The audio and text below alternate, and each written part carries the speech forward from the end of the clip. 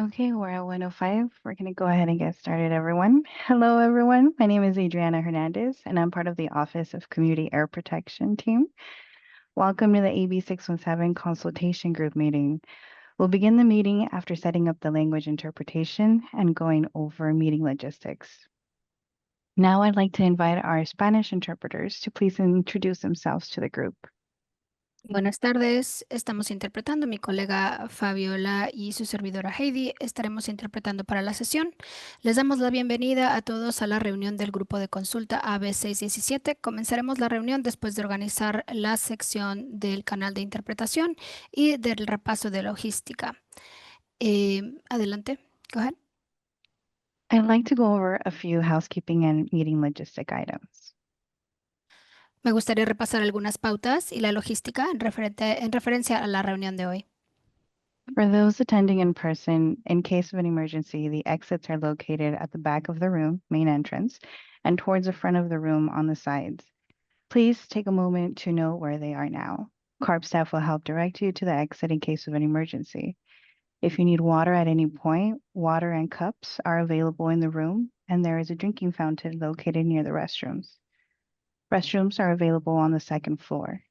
Just walk out the main doors and head towards the left, and at the end of the hall, turn left again. There is also signage on the wall directing you to the restrooms, and feel free to step out as needed. If you have any concerns or need assistance, just ask any of our CARB team members.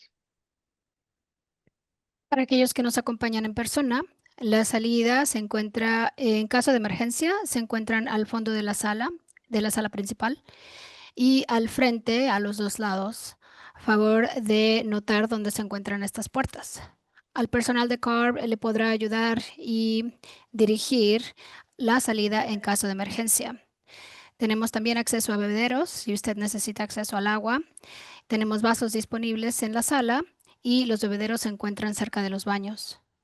Los baños están disponibles en el segundo piso. Simplemente salga por la puerta, dirija hacia la izquierda al final del pasillo y gire a la izquierda. También los letreros están en la pared indicando cómo llegar a los baños. Según usted lo necesite, usted puede salir cuando sea necesario. Si tiene alguna duda o necesita ayuda, simplemente pregunte a alguien del equipo de CARB para mayor información. Now we'll be turning on interpretation in a few seconds. So let's go over how you can select your preferred language. We will provide we'll provide instructions in English first and then Spanish, and then we'll enable interpretation features in Zoom. We are offering simultaneous interpretation during the presentation. Everyone must select a language to be able to hear everyone as they share. If you join us using a computer, please activate the interpretation feature by clicking the globe or the three dots at the bottom of your screen. Select the language you prefer. When speaking, please stick to the language you have chosen. To be sure to select mute original audio to avoid hearing two voices at a time. If you are using a phone or tablet, you can find this feature by pressing the three dots or the word more. Once you have selected the language, you must press the Done button to enable the action.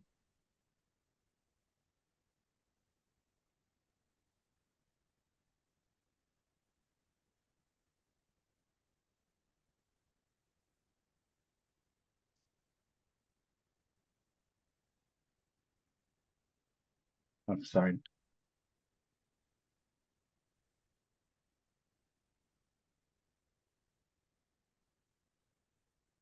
We're giving it a moment. Interpretation is now being enabled. As people are going into their preferred language channels,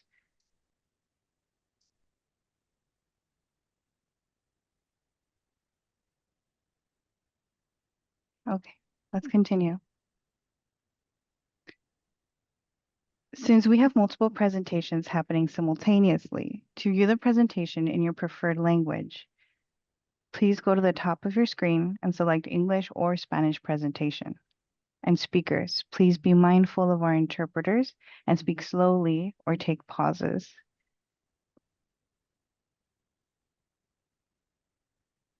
Now let's discuss how we can all participate in this hybrid meeting format. We all have a public comment portion or we'll have a public comment portion of this meeting where members of the public participating remotely will be able to raise their hand in Zoom to speak. This will happen during the public comment period. When it's your turn, the host will ask you to unmute, and after you push the unmute button, you may begin to speak. We will be switching off between commenters in the room and on Zoom, and we intend to give each public commenter 3 minutes to speak, and we will let you know if any changes are required based on the volume of comments. If you're on Zoom, please raise your hand as soon as you can so that we can place your name in the queue. If you're in person, please be sure to sign up on the sign-in sheet. For those on the phone line, participants may dial pound to raise your hand and *6 to unmute. In the event that *6 does not work for you or you are unable to unmute, Carb can unmute you from our end. We appreciate you staying on mute until it is your turn to speak to be respectful for everyone's turn. And remember to please state your name and affiliation so that we all know who is speaking. The Q&A functions in Zoom are turned off for participants. For the members of the consultation group, the instructions differ slightly. You have 3 options. You can raise your virtual hand to ask a question, or if in person, you may also stand your placard on its side after each agenda item, or you can use a chat function to ask questions at any time. Just make sure it's set to everyone for transparency reasons. And this concludes the meeting logistics portion for today. If for any reason you require technical Zoom support in today's meeting for English, please contact Ms. Michelle Byers, who is in person in Sacramento, by email as provided on this slide. And for Spanish, please contact Mr. Flores. We will do our best to assist you. And as a reminder, today's meeting is being recorded. CARB staff will be posting the recording to the consultation group meeting and events website in the coming weeks. This is the same website where you can find all the meeting materials for today's meeting.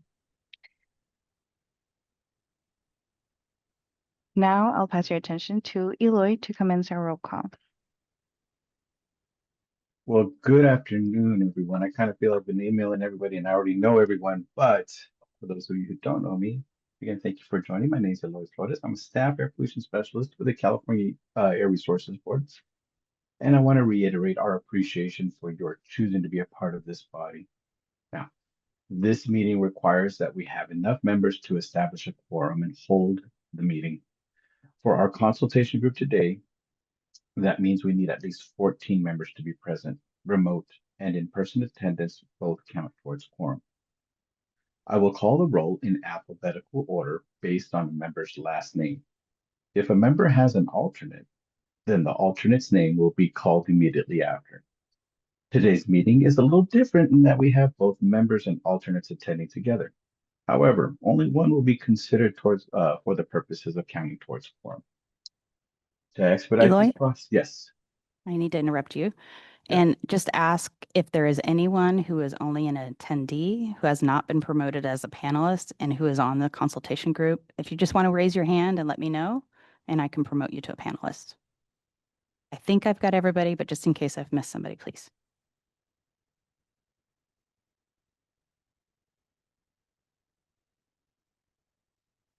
I think Mr. Scott's. Okay, I think you just got promoted. Okay. All right, we good to go? Okay, to expedite this process, I will ask all of you to turn on your cameras and unmute your microphones. Once you hear your name, please respond with a here or present, and then I'll ask you to remute your microphone to reduce any background noise. Okay, you ready? Here we go. Eloy, Yes. just to clarify, for people in the room, when we say turn on your mics, we mean use these mics. Do not use your Zoom mics. All right, here we go. Rodney Andrews. And Dr. Roberto Ayala. Janice Land Snyder. Sorry, I'm present. Once you do that translation thing, it cuts your audio all crazy. Okay, I got you, Mr. Andrews. Thank you so much. Sorry about that. No worries. Thank you. It mutes you for some reason. I don't know why. That's crazy. Okay. Dr. Alberto Ayala. Janice Lamb Snyder is here for Dr. Alberto Ayala. Thank you so much, Ms. Snyder. Bishop Chris Baker. I know he was having some technical difficulties. Were you able to join us, Mr. Baker? Okay. Dr. Balms. Here. Yasmin Batran.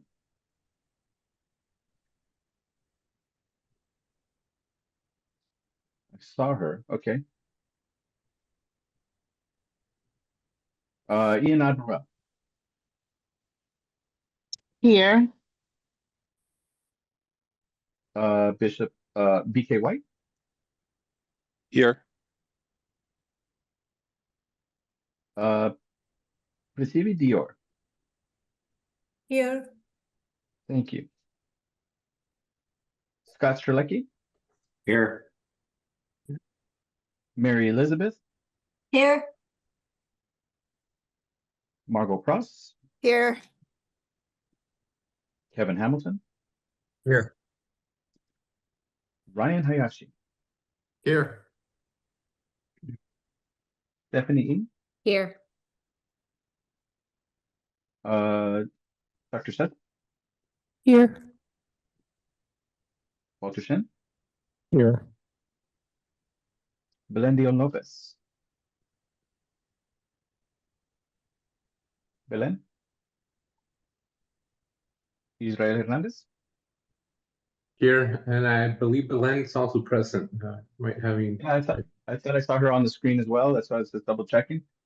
If she Yes. comes back, we'll mark her. We'll get confirmation. Dr. David Lowe. Here. Dr. Jonathan London. Here. Cassie Lupina. Here. Mary Selecki. Here. And Eloy, you might have missed Tim Carmichael previously.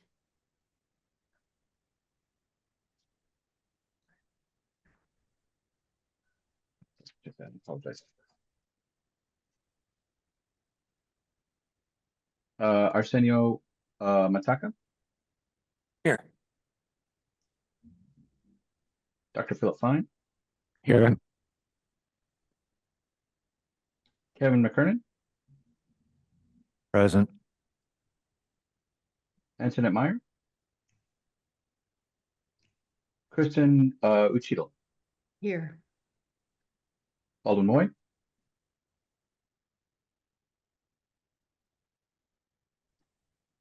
Alden. Marelia Nambo Ramirez. Here. Dirk Piersma. Here. Max Rosan.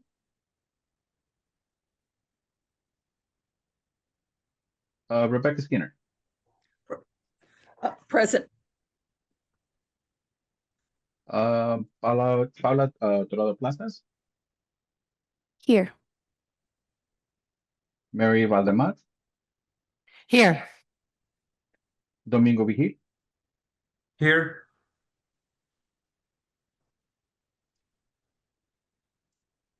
Shalem Abudi Lopez. Present.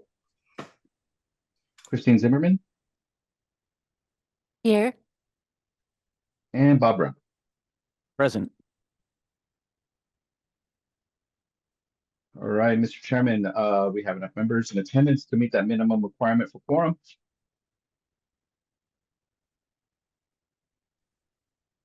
All right, and let's see.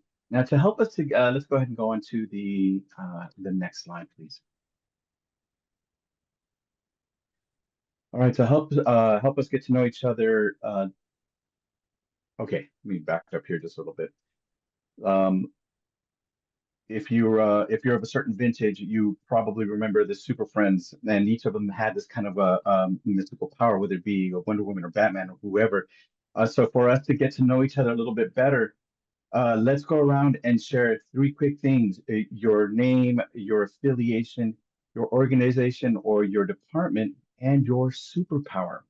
In one sentence, tell us one unique skill or talent or trait that makes you a super person, a super professional. And let's have some fun with it. Maybe you're not Aquaman or Batman, but tell us what makes you special. And that we have, as you can see, we have quite a few folks, so let's be quick. Let's start the same way we started with our list. Mr. Andrews, Mr. Rodney Andrews. Cool. Rodney Andrews. I'm a CSE member and I'm affiliated also at Watts Clean Air. And one of my superpowers is bugging the heck out of politicians. All right. Let's see, Miss Snyder.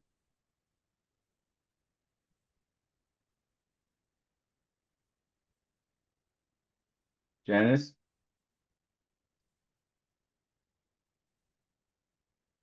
Eloy, if I remember right, Janice may be in listen only mode because she has an Okay. appointment. Yeah. Okay. Let's go to Bishop Chris Baker. I know he was having some technical difficulties to see if he was able to rejoin us. I also see Mary Valdemar in the audience. If we can promote her to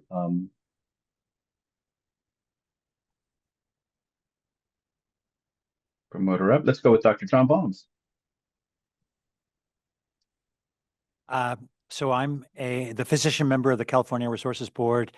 I'm professor emeritus at both UCSF in the medical school and UC Berkeley in the School of Public Health.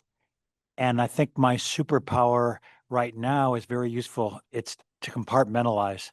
So I'm doing great, as I put in the chat, unfortunately. But I'm able to not think about the fascist world we live in most of the time. Excellent. Yasmin Batran. Hello, can you hear me? Yes, ma'am.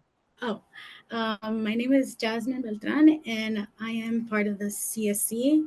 And my power, I guess my superpower would be focus on advocacy, like the power of ground truthing. All right. All right. Thank you so much, Yasmin. Inan. Hello, everyone. Ianad Burrell, CSC member of Richmond, North Richmond, San Pablo. I think an interesting fact is 90% of the time I watch TV on mute, but I don't read lips. Thank you. Mr. BK White. Hello, my name is BK White. I'm a CSC member. I'm also with the mayor's office here in Richmond, California. My superpower is being able to read the most mundane documentation and enjoy it. All right. Mr. Tim Carmichael. Good afternoon. Tim Carmichael with the California Council for Environmental and Economic Balance. And my superpower these days is still able to find positives in every day in spite of all the crap going on in different parts of the world. And Eloy, I'm not going to take it personally that you skipped me the first time. I apologize, sir. Forgive me. Prithvi. By the way, am I pronouncing that correctly? Yeah, it's Prithvi. Prithvi, okay. Yeah, got it. Hello, Prithvi Dere. I work at Southern California Association of Governments. It's the metropolitan organization for the Southern California region, most of the Southern California region. Superpower.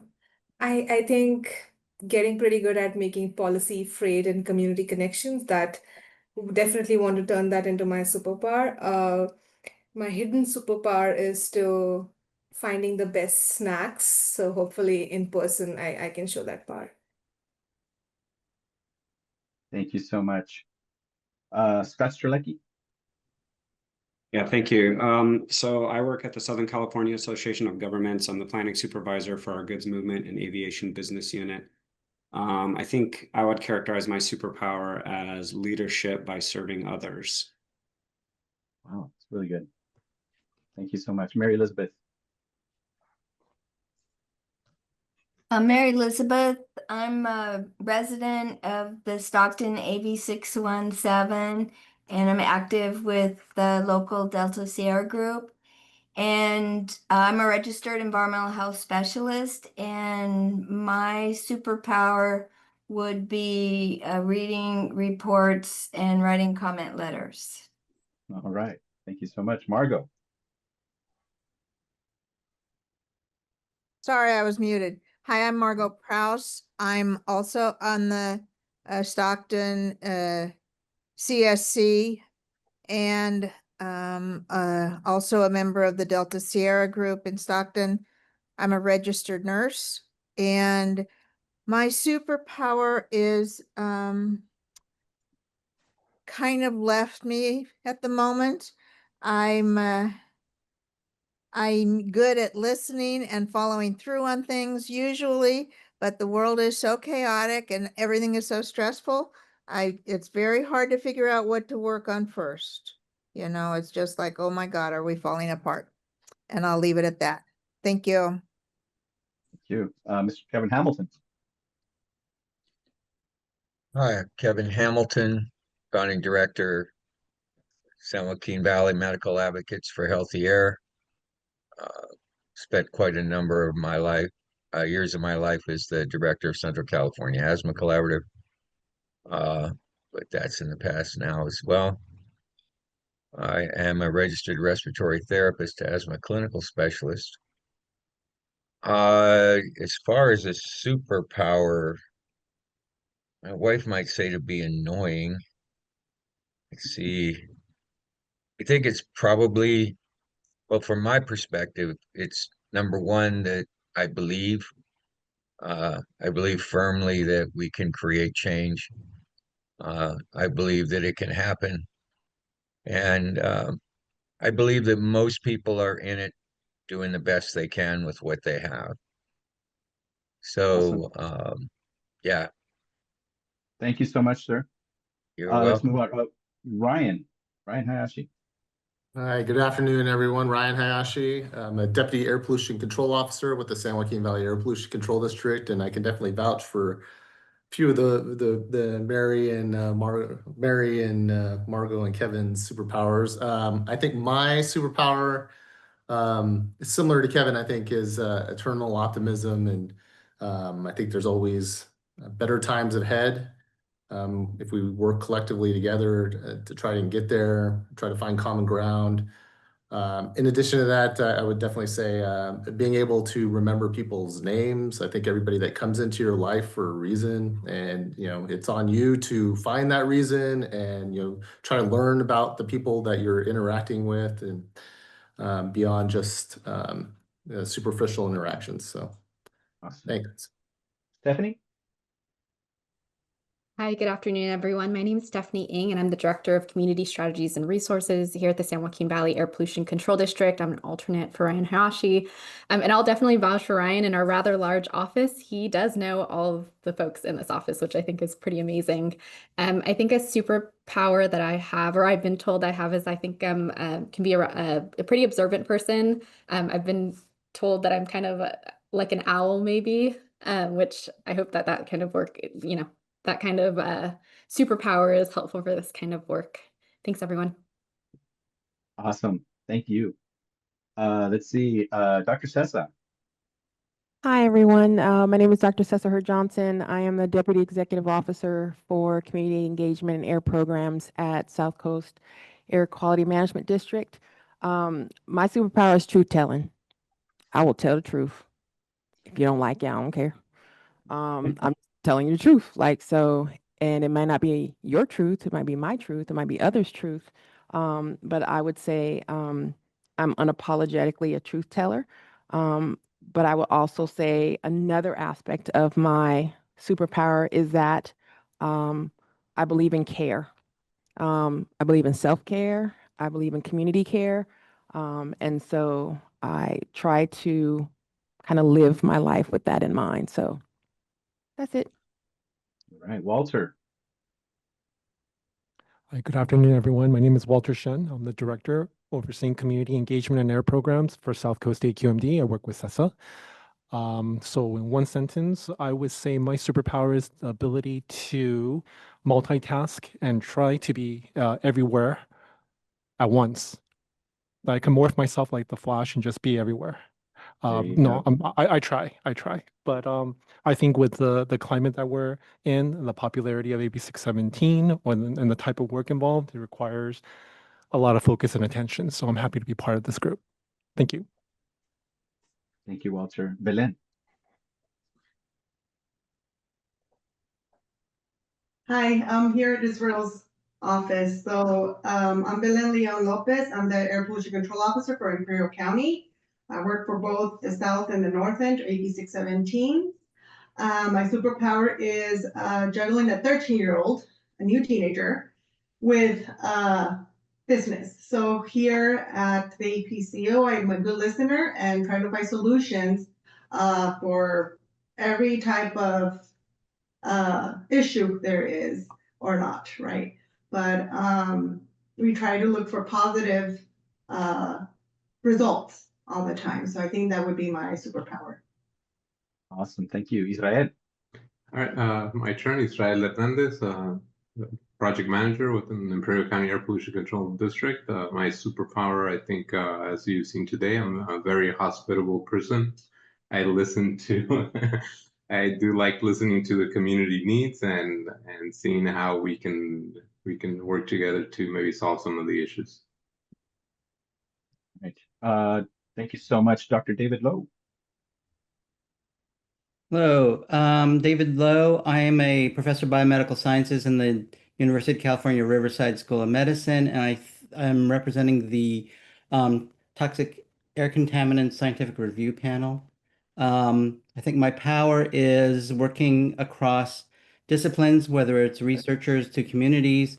So I see myself as a connector and translator. Awesome. Thank you, Dr. Lowe. Dr. London, Jonathan London. Hi there, Jonathan London. I'm a professor at UC Davis in community and regional development and study and teach about environmental justice. I hope my superpower is being able to see power, how it operates, how who has it, what are they trying to do with it, and then how can we change it. Hopefully I can take complex issues and then help tell exciting stories about them that can motivate change. Thank you so much, Dr. London. Let's move on. Cassie. Hi, Cassie Lopina, director at AJW. My superpower is talking really fast. Talking really. All right. Mary. Hi, Mary Solecki with AJW. My professional superpower is probably connecting dots, and my personal superpower is a unique blood type that is used for NICU babies. So that's an actual superpower. Very cool. Very cool. Arsenio. Arsenio, can you hear me? Yeah. Arsenio Mataka, deputy. I'm a deputy executive officer at the Bay Area Air District. I think one of my superpowers is the ability to give people the benefit of the doubt. I think that's important. And then I also have a really good superpower in being able to take apart a pomegranate very quickly and get those kernels out. For some people, it's a messy job, but I think I've mastered my approach. Anyways, that's me. Very Pomegranate. cool. Pomegranate. All right. Kernels, getting those kernels out cleanly. Absolutely. Dr. Philip Fine. Thank you. Philip Fine, Executive Officer at the Bay Area Air District, and Arsenio is my superpower. All right. Kevin McKernan.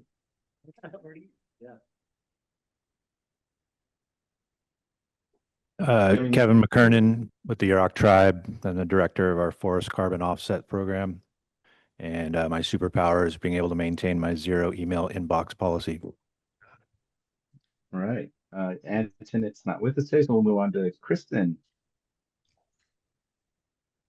Hi, I'm Kirsten Yucatel. I'm Antoinette Myers alternate from the San Diego Association of Governments. and I have primary responsibility for our air quality conformity efforts at Sandag. And I would say my superpower is keeping my sense of humor in these chaotic times. Thank you so much, Kristen. I apologize for pronouncing your last name incorrectly. Oh, that's really not a totally You can fine. tell. Thank you so much. Baldwin? I saw Hi, you popping in. There you are.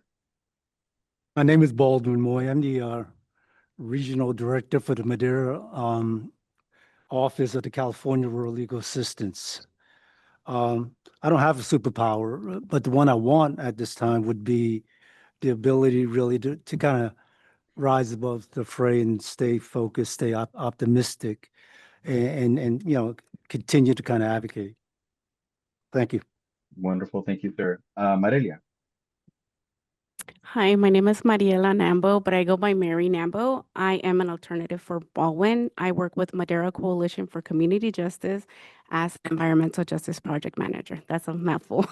My superpower would be controlling time. By that, I mean like managing my time properly. Thank you. Thank you so much. Dirk Piersma. Dirk Piersma. I am a fleet maintenance manager with Gemperley Farms here in the Central Valley. My superpower would probably be my mechanical aptitude. Awesome. Let's see, Max. Max, you with us? Okay, we'll move on. Dr. Skinner, Rebecca Skinner. Hi, Rebecca Skinner. I'm the manager of a small supplemental environmental program for the second stage of which it concerns measurement of PM 2.5 and toxic air contaminants, total VOCs using LCS and non-regulatory instrumentation. I'm at a small science-based nonprofit called Many Labs, San Francisco AQ. If I have a superpower, it would be that I have a fairly wide range of knowledge concerning AQ instrumentation, I know something about atmospheric chemistry, and I'm also very much involved in community air projects and community groups and the implementation of air quality project monitoring projects. Wow, thank you so much, Dr. Skinner. Well, glad to have you aboard. Miss Paula Torado Plazas.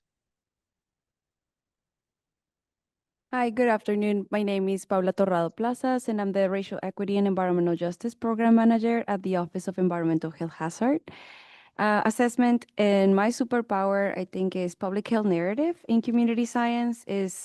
I think story-based strategies framework is really important, and I have a power of translating science and also telling people stories through science and vice versa. And because I think our stories are meaningful, are part of how we see and understand the world, and so is science. And a personal superpower is I'm an excellent cook, and in terms of building community, I think food is also how we connect to ourselves and our stories. And one time I cooked a very complex Colombian plate, which is called bandeja paisa for 25 people, and I think that's a superpower. And she's in the Southern California, so I have a feeling we'll be seeing something at the next meeting. Just kidding, on the spot there. All right, thank you so much, Paula. Mary Valdemar. Hi, my name is Mary Valdemar. I am a CSE member for San Bernardino, Muscoy area. I work at Valley College on occupied Yahaviatam Marayam clan land in so-called San Bernardino. I'm also the co-founder for an organization called Chica that does a lot of environmental justice work through the Mother Earth Co-op. My superpower is action, action, action. Less words, less rhetoric, more implementation, more action, and really being able to move things from concept to reality. And we do a lot of that work in Chica, especially the direct action part. So thank you. Thank you, Mary. Domingo Vigil. Good afternoon, everybody. Domingo Vigil. I'm a deputy director at the San Diego County Air Pollution Control District. And my superpower is a combination of being able to empathize with others and being able to establish relationships with others relatively easily, making friends and establishing working relationships as well. Awesome. Thank you, Domingo. Shalem? Good afternoon, everyone. Shalem with the San Diego County Air Pollution Control District. I work alongside Domingo and an alternate here. I think a superpower of mine, it would be problem solving with deep care and creativity. Very cool. Thank you so much, Shalem. Christine Zimmerman. Thank you. My name is Christine Zimmerman. I'm with WISPA, so I work in the energy sector. I'm a geologist and an engineer. And I would say that my superpower is something that I hope never goes out of style, and that's empathy. Awesome. Thank you so much, Christine. That's wonderful. Bob Brown. Yes, Bob Brown. I work with Christine at Western States Petroleum Association, and I'm too humble to call it a superpower probably, but I will say collaborative. All right. And folks, what an incredibly diverse group we'll be working with together. We'll be with each other for a meeting 3 times a year for the next 4 years. So I appreciate all of you for sharing a little bit of yourself, and I look forward to seeing all of you at some point in person, and all of us in space together. I would now like to take this opportunity to turn it over to Dr. Baums for some opening remarks for the consultation group meeting. Before we do, can we just say hello to Chris Baker, who did finally was able to join us? Yes, Bishop Chris Baker. Bishop, Chris, are you with us? Yes, sir. All right. Go ahead, sir. What are we doing? I just logged in. All right. Well, tell us a little bit about yourself, and then tell us what your superpower is. Okay, I'm an AB 617 South Sacramento here for founding member for, I guess we can say 5 years now. Superpower, what hat don't I wear? Briefly did a stint city council. I'm a sheriff's commissioner. I sit on the board of directors of Wells Space. I'm a community council appointed by the district attorney. I've run grocery stores to my community and abroad. I just like staying busy and help where I can help, and just love to see people succeed and do good. Wow. Thank you so much, sir. Yes, sir. All right. And we rounded off with just like that. Again, thank you all. We are an incredibly diverse group and a great, wonderfully dedicated set of individuals. This is a great group. But with that, I'm going to turn it over to Dr. Baums for some opening remarks for the consultation group meeting. Dr. Baums? Thank you, Eloy. And thanks everyone who's here in person or on Zoom. I've been chair or co-chair of the AB 617 consultation group since 2018 when we started. And I'm really excited about this revigoration of the consultation group. The consultation group is really an important component of implementing AB 617. And I think probably all of you, because you've agreed to this commitment, agree with me that we need to make AB 617 as successful as possible.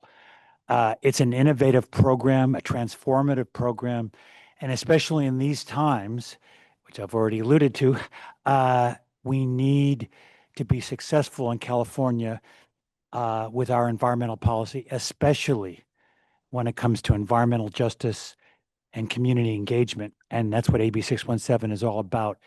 The staff of the Office of Community Air Protection, which AB 617 is responsible for AB 617 implementation, worked hard to recruit you folks.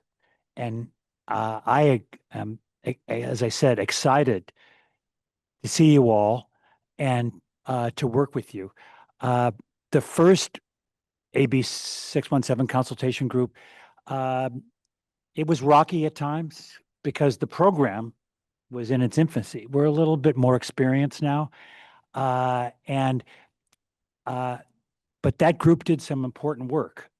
And a shout out to Kevin Hamilton in particular, because he was part of the People's Working Group that came up with an environmental justice take on the Blueprint 1.0. And so the staff wrote Blueprint 2.0, but with a lot of incorporation of the people's Blueprint group and with a lot of input from the last version of this consultation group.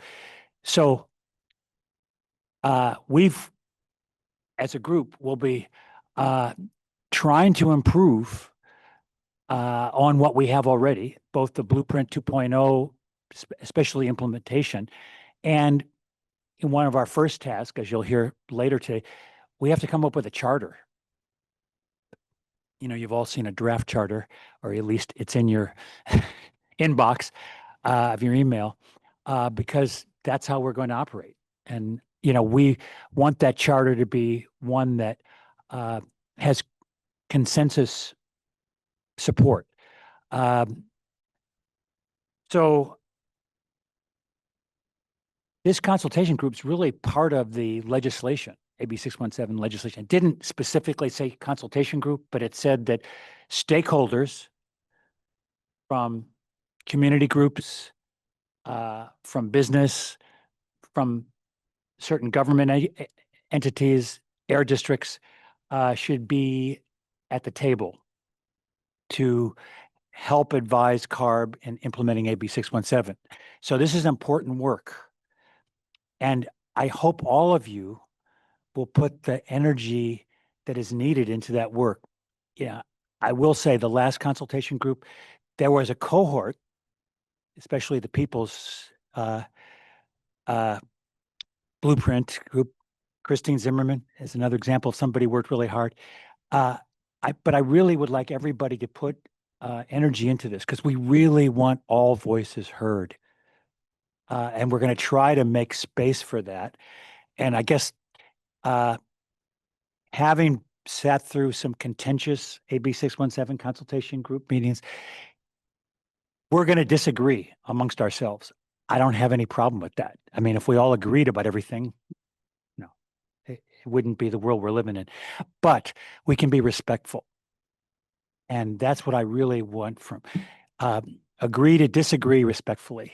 And, you know, sort of the person that I look to most to set a good vibe is sitting on the other side of the Sissa.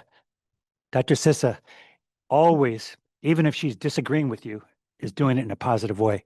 And that's what I'd like to see us incorporate. I want to also say hi and thank you to any public members that are listening in.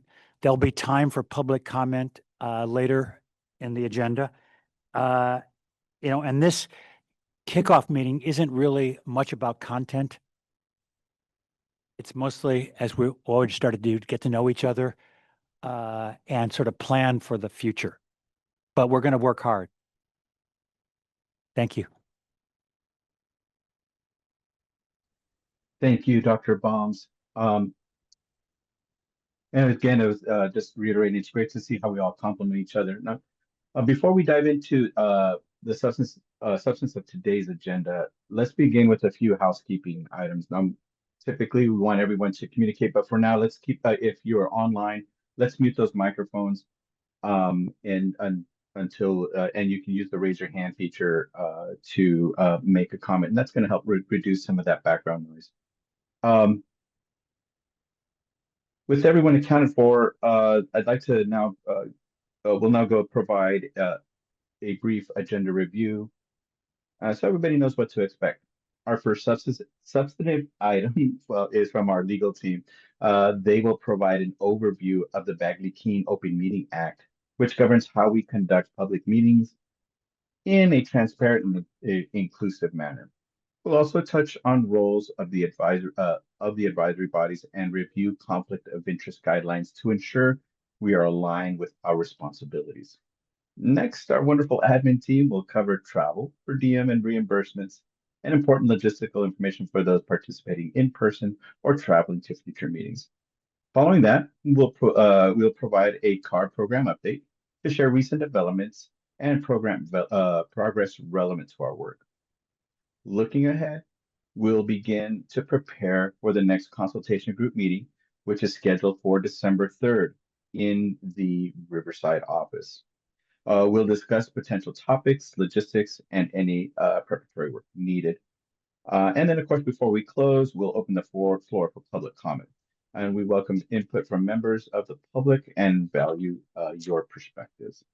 And finally, we'll adjourn the meeting once all the agenda items have been addressed. And let's go ahead and move forward to get started. I'll now go ahead and turn the meeting over to, I apologize here. I think that's going to be our legal team, yes. That is Dana. Welcome, Dana. Okay, Dana, my apologies. Yeah, thanks, Eloy. Hello, everybody. My name is Dana Grubaugh. I am an assistant chief counsel in the CARB legal office. And today I'm going to be giving kind of a high-level summary of some of the transparency requirements that are applicable to advisory committees like this consultation group. Quick disclaimer, this is intended to just be a high-level summary. It's not gonna be intended to constitute legal advice. I'm not your lawyer. The CARB legal office does not represent consultation group members or their organizations or the committee itself. So I'm not gonna be able to answer any, kind of specific legal questions, but I did try to include some guidance documents and reference documents. And to the extent that I can answer based on how CARB approaches these issues, I will be able to do so. So 3 important requirements that I'm gonna go over today. They include conflict of interest, the Bagley-Keene Open Meeting Act, and the California Public Records Act. Note that these all arise from statute. They are not internal CARB or Cali PA policies. Closer to the mic. Okay, sorry. I speak quietly, so if you can't hear me, please let me know. So yeah, these all arise from statute. They're statutory requirements. So, we're not the ones responsible for enforcing these, but as a state agency, we do have an obligation to comply with them. And so that's why I'm summarizing them. So the first issue is the conflict of interest law, which for this group and for all of our advisory committees is Government Code Section 87104. This is a statute that applies to all public officials, which for the purpose of this specific statute includes advisory committee members, and it is intended to avoid or minimize conflicts of interest or appearances of conflicts. So what does it say? It prohibits advisory committee members from making a formal or informal appearance before or oral or written communication to for compensation, to CARB for the purposes of influencing a decision by CARB on a contract, grant, loan, license, permit, or other entitlement for use. The for compensation there is, it really depends on the facts, but it could include things like writing a letter of support if in your employment capacity where you receive a salary from your employer. There is a limited exception for folks who are from public agencies. 87104 expressly does not apply when an advisory committee member is representing their employing state, local, or federal agency in an appearance before communication to the advisory body.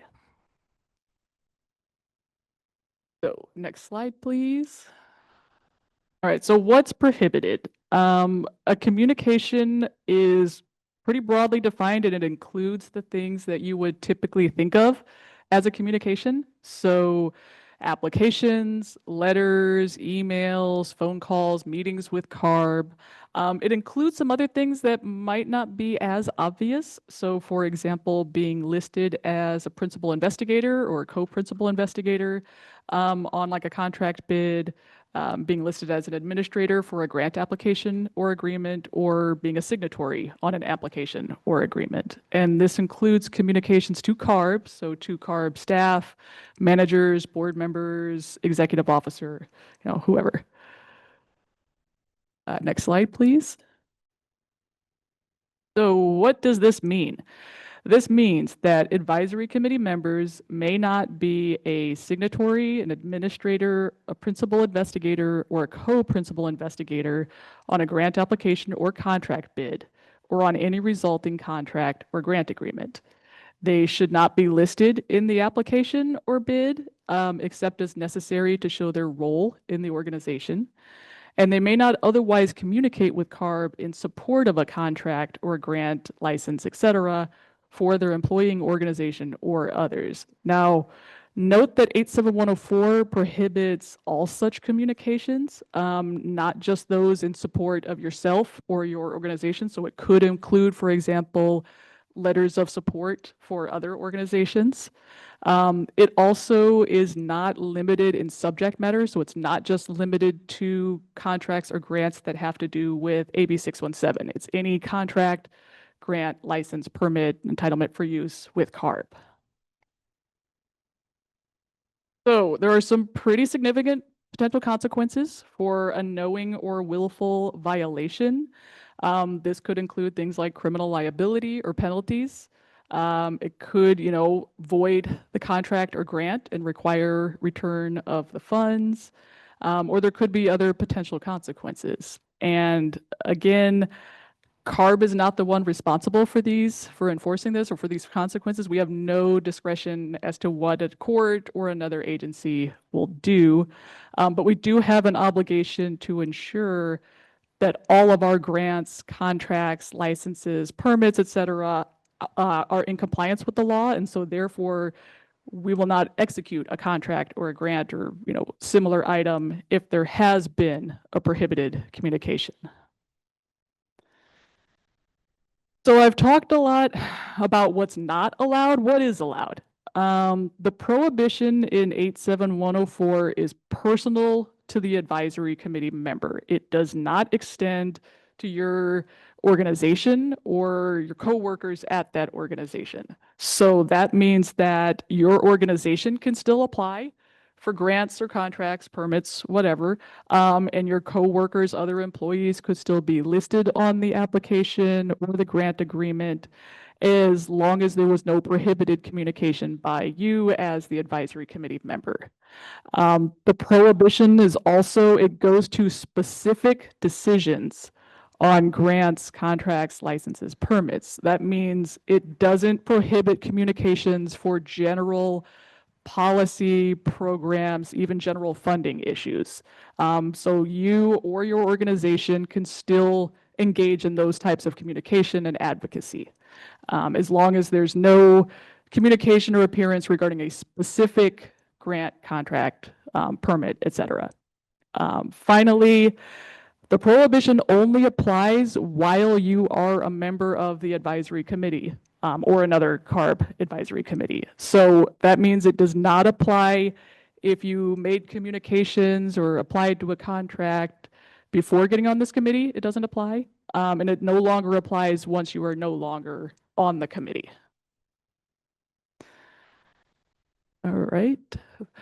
So I've included a link in the presentation. A couple of years ago, Cal EPA issued a frequently asked questions document. It's available online. I've got the link here, but if you just go into your search engine and type Cal EPA 87104, it'll probably be the first result. It's pretty comprehensive. It's only about 9 pages, but it covers quite a few issues. So if you do have, questions, or if you want more information, that's a great resource.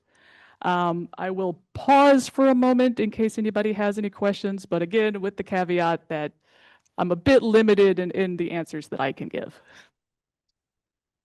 Eloy? Thank you so much, Dana. Any questions on any of the information presented?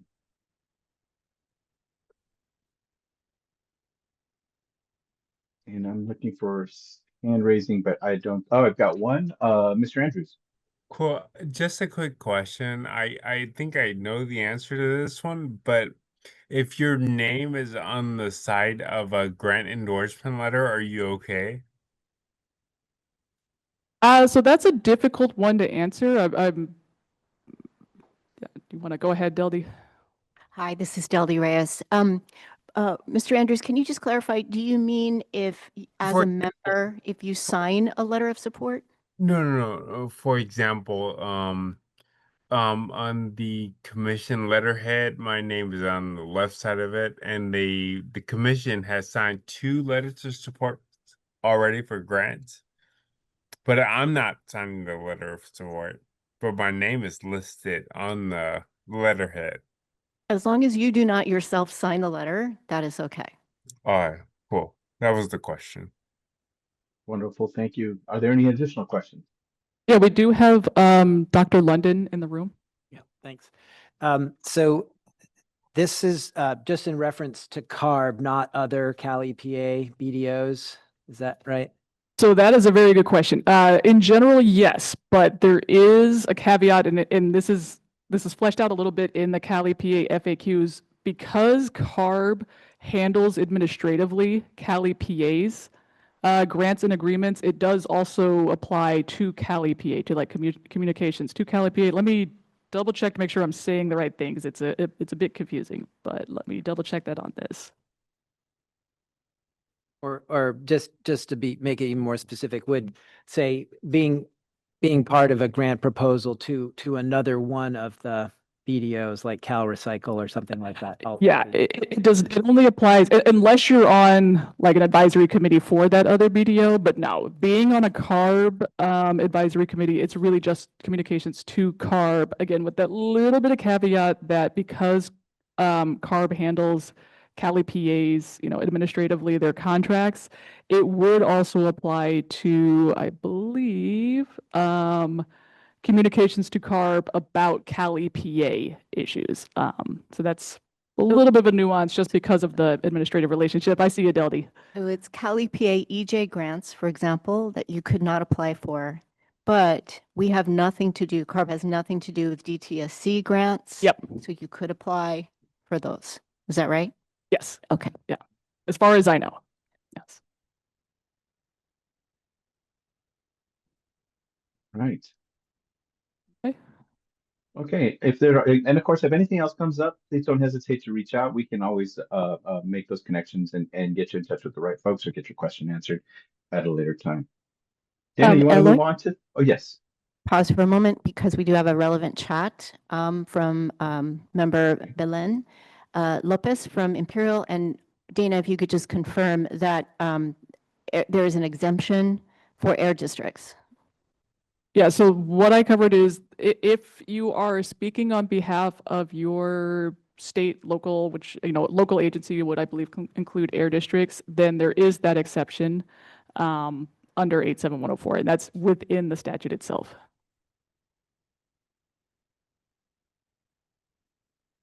Wonderful. All right, so moving along, the next topic for today is the Bagley-Keene Open Meeting Act. This applies to all state bodies and includes some important requirements for transparency of public meetings. So what is a state body? Next slide, please. There you go. What is a state body? Under the statute, there are several ways that a state body is defined. I'm going to talk about just one of them here, which is when the committee is created by a formal action of a state body. So for example, a resolution from the CARB board, and if it consists of 3 or more members. So this consultation group was formally created by the board. We have 27 people. We are a state body under the Bagley-Keene Act, subject to Bagley-Keene requirements. So what does Bagley-Keene require? It requires a lot of stuff. There are quite a few provisions and nuances in Bagley-Keene. You all don't really need to worry about all of it. For the most part, CARB staff will prepare for meetings, will prepare the logistics. We are very mindful of Bagley-Keene, and we will take steps to address and minimize any potential Bagley-Keene violations. That having been said, there are some important things for y'all to keep in mind. So the big one is for any meeting with a quorum or a majority of members needs to have a notice, so a 10-day public notice, and it needs to be open to the public. And at these public meetings, any substantive discussion needs to be limited to what's on that agenda. So there cannot be any walk-in items that aren't agendized. So, a meeting, it's pretty broadly defined.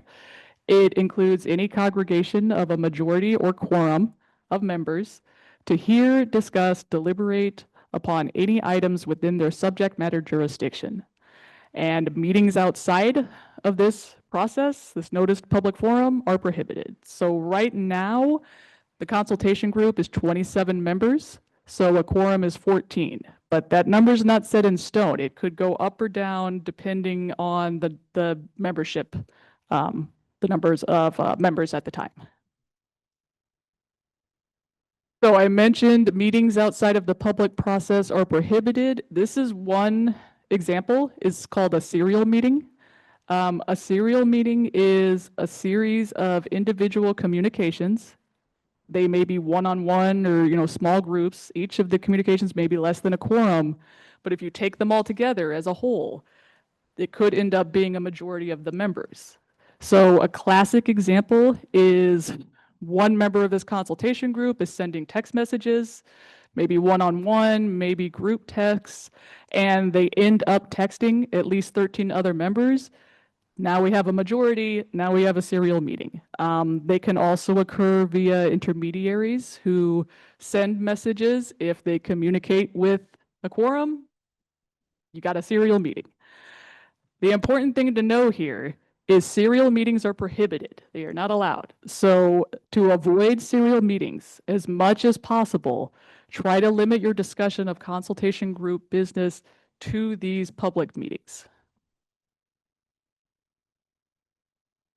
Another thing to just be mindful of for the time being, at least, is teleconferencing. The current statute, which goes until the end of this year, allows all consultation group members to appear remotely.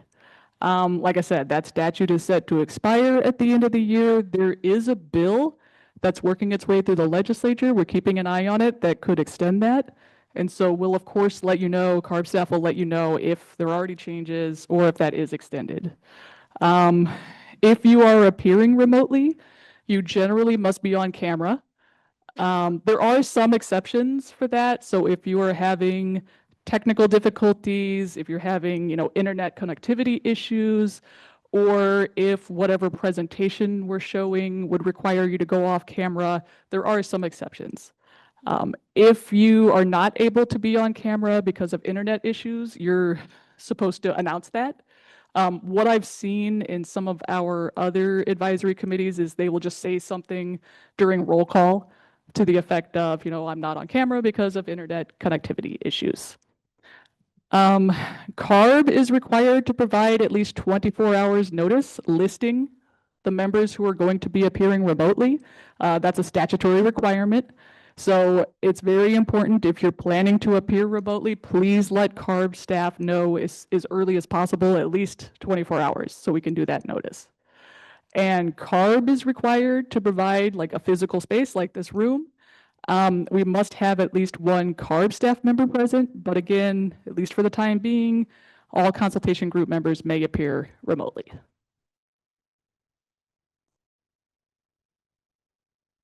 So I've included in the slides a link to, this is the California Attorney General's Office releases public guidance. They update this fairly regularly. Again, it's a publicly available document. It's pretty comprehensive. It goes over, a lot of the ins and outs of the Bagley-Keene Act. So, definitely check that out if you'd like to learn more about the requirements. And I will pause in case there are any questions with the same caveat about giving legal advice.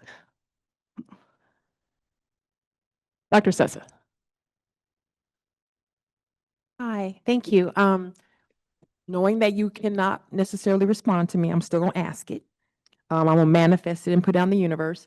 So I counted of the 27 members, several of us are Air District representatives, and we meet fairly regular as leadership for AB 617. I think we meet almost like every Thursday. And so if we have representation of all the air districts, so we have potentially the people who are the alternates and the people who are the lead on this group. If we're meeting and we're talking about AB 617, is that a violation of Bagley-Keene? You know what? That's a very interesting question. So that might be one we take back and look at. Go ahead, Deldy. I don't think the math would work because there's 6 of you here. Oh, okay. And so you'd need to meet in another venue with enough members that constitute a quorum, and there's only 6 of you on the group. Okay. Yeah. So it's that number. Yeah, So that's an important, you can meet as a subquorum. It's when it becomes a meeting when we hit that majority number, which right now is 14. Okay, so it would be, because it's 6 plus the 6 if there's an alternate, like, so if there's an alternate, it doesn't matter? I don't Is think that the so. right Yeah, number? I don't think the alternates get a bit tricky, but we can Okay. look into that more, like look at the total number. Right, Yeah. so then the other thing, because I'm just gonna make it easy, not make it easy. We in South Coast have what we call all CSC convenings.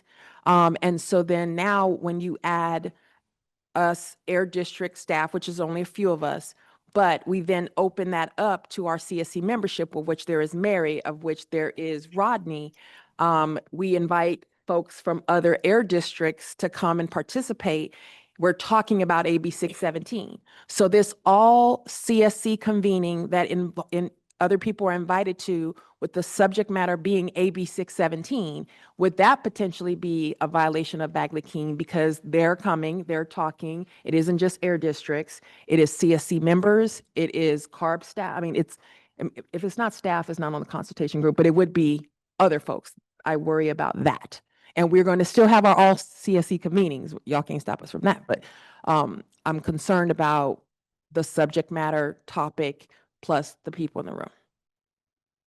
Yeah, thank you. Again, it's difficult to answer that right now, but I will absolutely go back and take a look at that.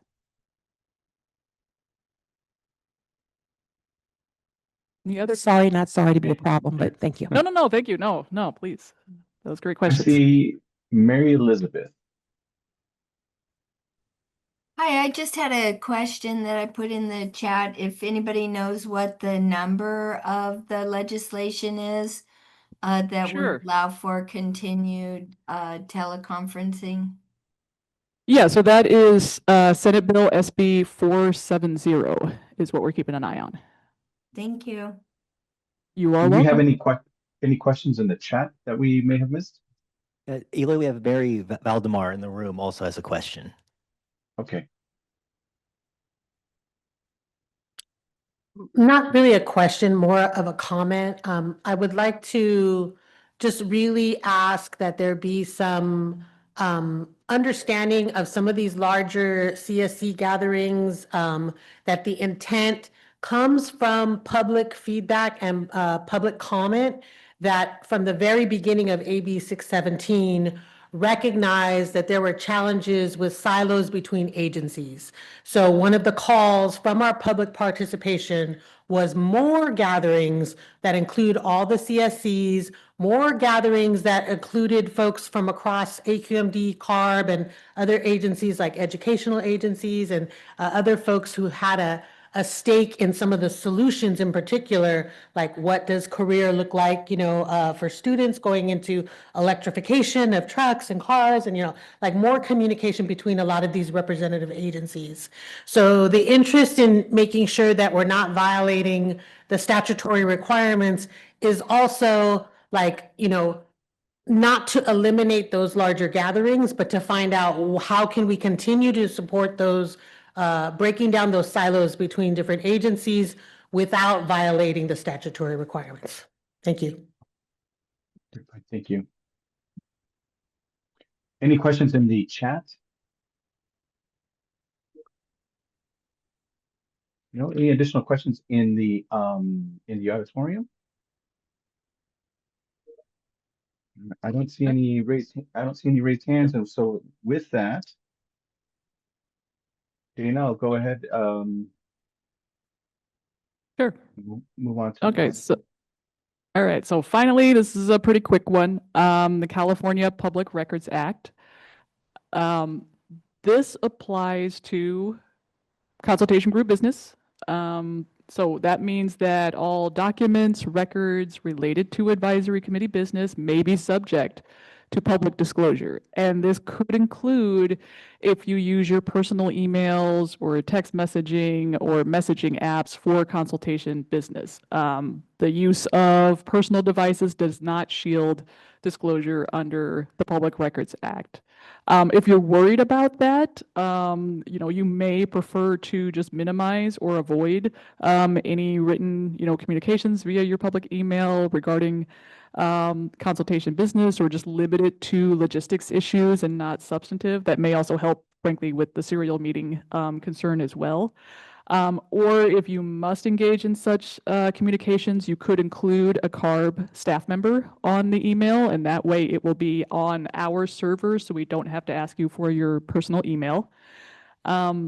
If CARB does receive a request for documents related to the consultation group, we will, of course, work with you to the extent that we might need records from you so that we can gather relevant records and produce them. So that's it. That's a pretty, that one's a short one. But I'll pause again if you have any questions about the Public Records Act.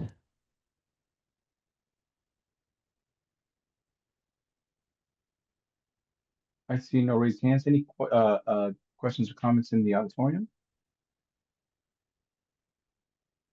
Anything in the webinar chat? All right. Going once, going twice. Well, Dana, thank you so much for all of that wonderful information. We'll go ahead now and again, if anyone in the future has a question or something comes up, please don't hesitate to reach out. We'll put you in the right hands. If I don't have an answer for you or we don't have an answer for you here within OCAP, we'll send it out to the appropriate department within the agency. Let's go ahead and now move on to travel and per diem. That's going to be brought to us by Nicole Riemann. Nicole, are you there? Yes, thank you, Eloy. Good afternoon, consultation group. Again, my name is Nicole. Today I'm going to be going over highlights and key points in regards to travel and per diem. I'm sure there will be questions. If you can, just hold them until I am done at the end of the presentation, and please make use of your notepads if you have any questions so you don't forget. Closer? Okay. The requirements we are going to share today come from the Cal HR guidelines. We will pay particular attention to all CG members, just like CARB employees, are subject to Cal HR travel guidelines. State agencies reimburse after costs have been incurred the actual and necessary out-of-pocket travel expenses incurred during official state business. CARB is responsible for making sure that such travel is in the best interests of the state and meets the members' needs. Meeting activities such as date and time of the meeting and mode of transportation determine how much is spent for travel.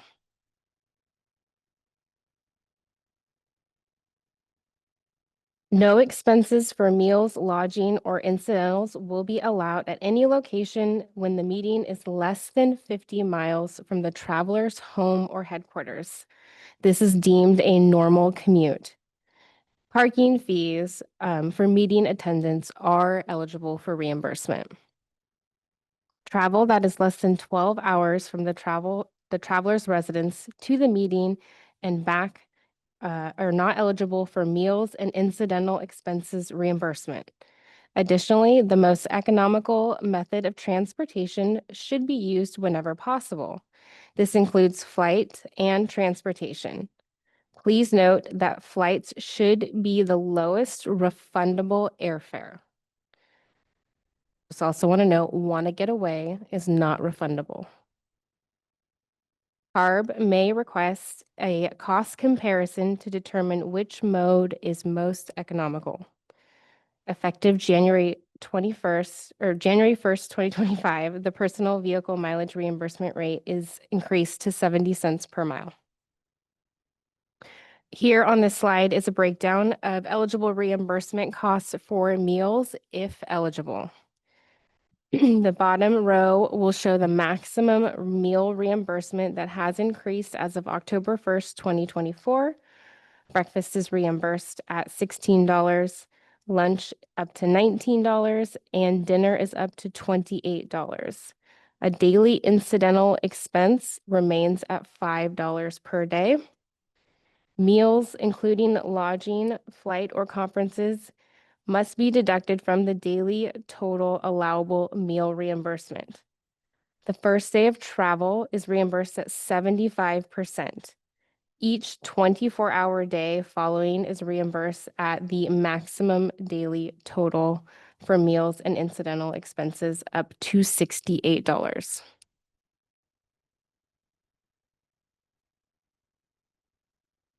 The important takeaways of the eligibility, excuse me, about eligibility for meal reimbursement.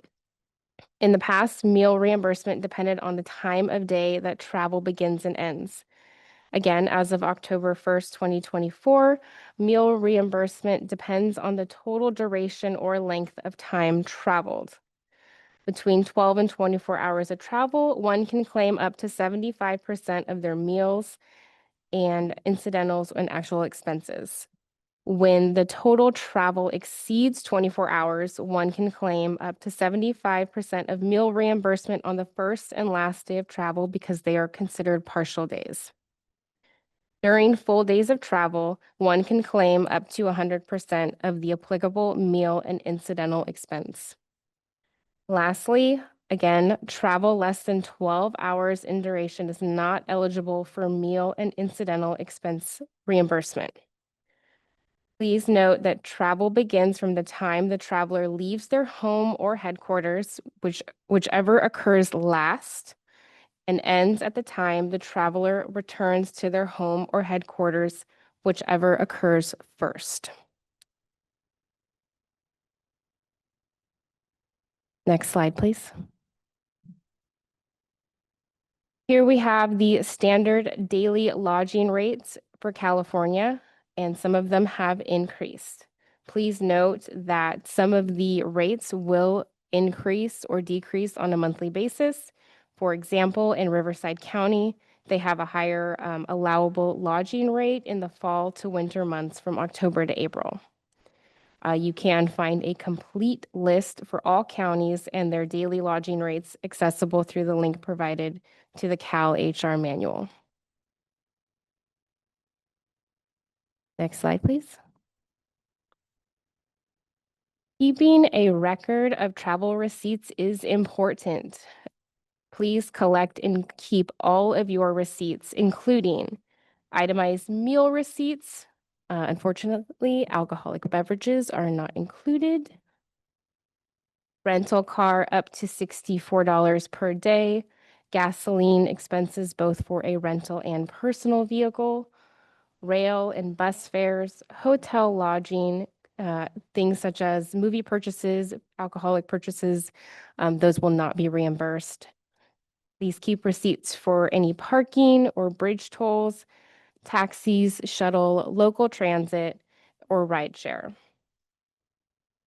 For a personal vehicle mileage receipt, please include a printout of the directions and mileage from your headquarters or home to the meeting location.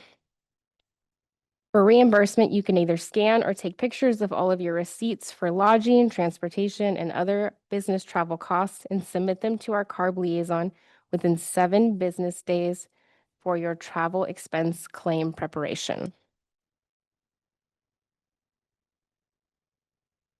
Travel reminders. No expenses are allowed at any location within less than 50 miles of the traveler's home or headquarters, except for parking. Travel less than 12 hours is not eligible for meals or incidental reimbursement. Please submit copies of your itemized receipts to the CARB liaison for reimbursement. Non-allowable expenses such as alcoholic beverages, hotel pantry, hotel parking for more than one vehicle will not be reimbursed. Tipping is reimbursed at up to $2 or 20%, whichever amount is greater. The meal, including tip, must not exceed the maximum allowed amount. Incidental expenses included fees for tips for porters, baggage carriers, hotel staff, but do not include taxi fares or rideshare or telephone calls. Please request travel approval 14 days prior before incurring any costs. You can contact us sooner, but no less than 14 days. Next slide, please.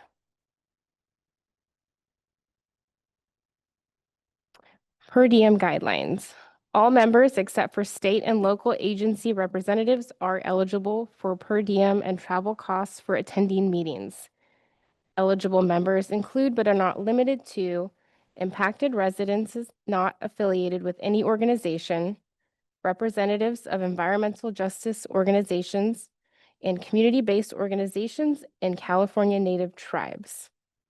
Eligible members may waive being paid a per diem for attendance.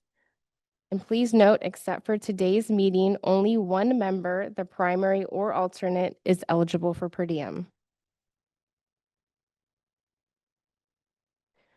Members seeking per diem must submit a STD 204 pay data record form.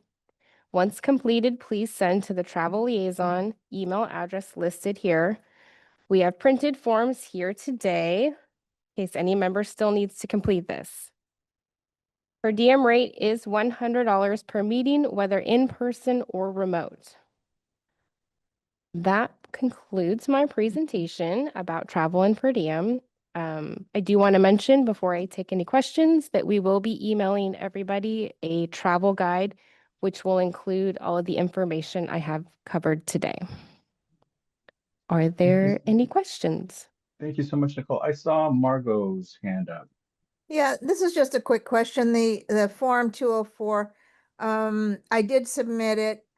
I didn't get a confirmation that they received it. And, you know, I know that's housekeeping stuff, but it just would have been nice to know for sure that they received it because sometimes emails are funky. So just FYI. Thank you, Margot. We'll look into that.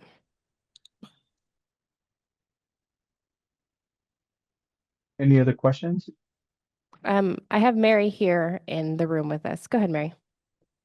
Yeah, I was wondering, sometimes I've traveled for the California community colleges and we get a letter so that we can get the state rate at local hotels. Is that possible for this as well? Yeah, that actually has come up in our discussions before this meeting. So I believe we will look into providing some kind of letter so that the lodging would be at the state rate.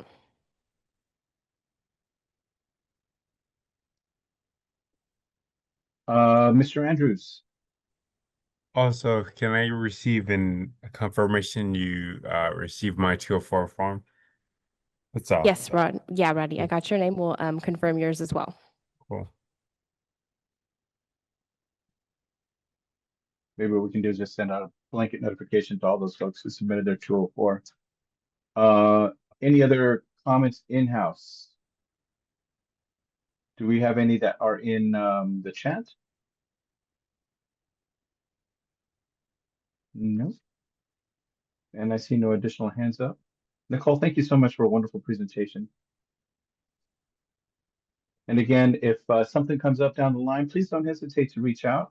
We had our travel coordinator, Bronwyn's contact information there as well.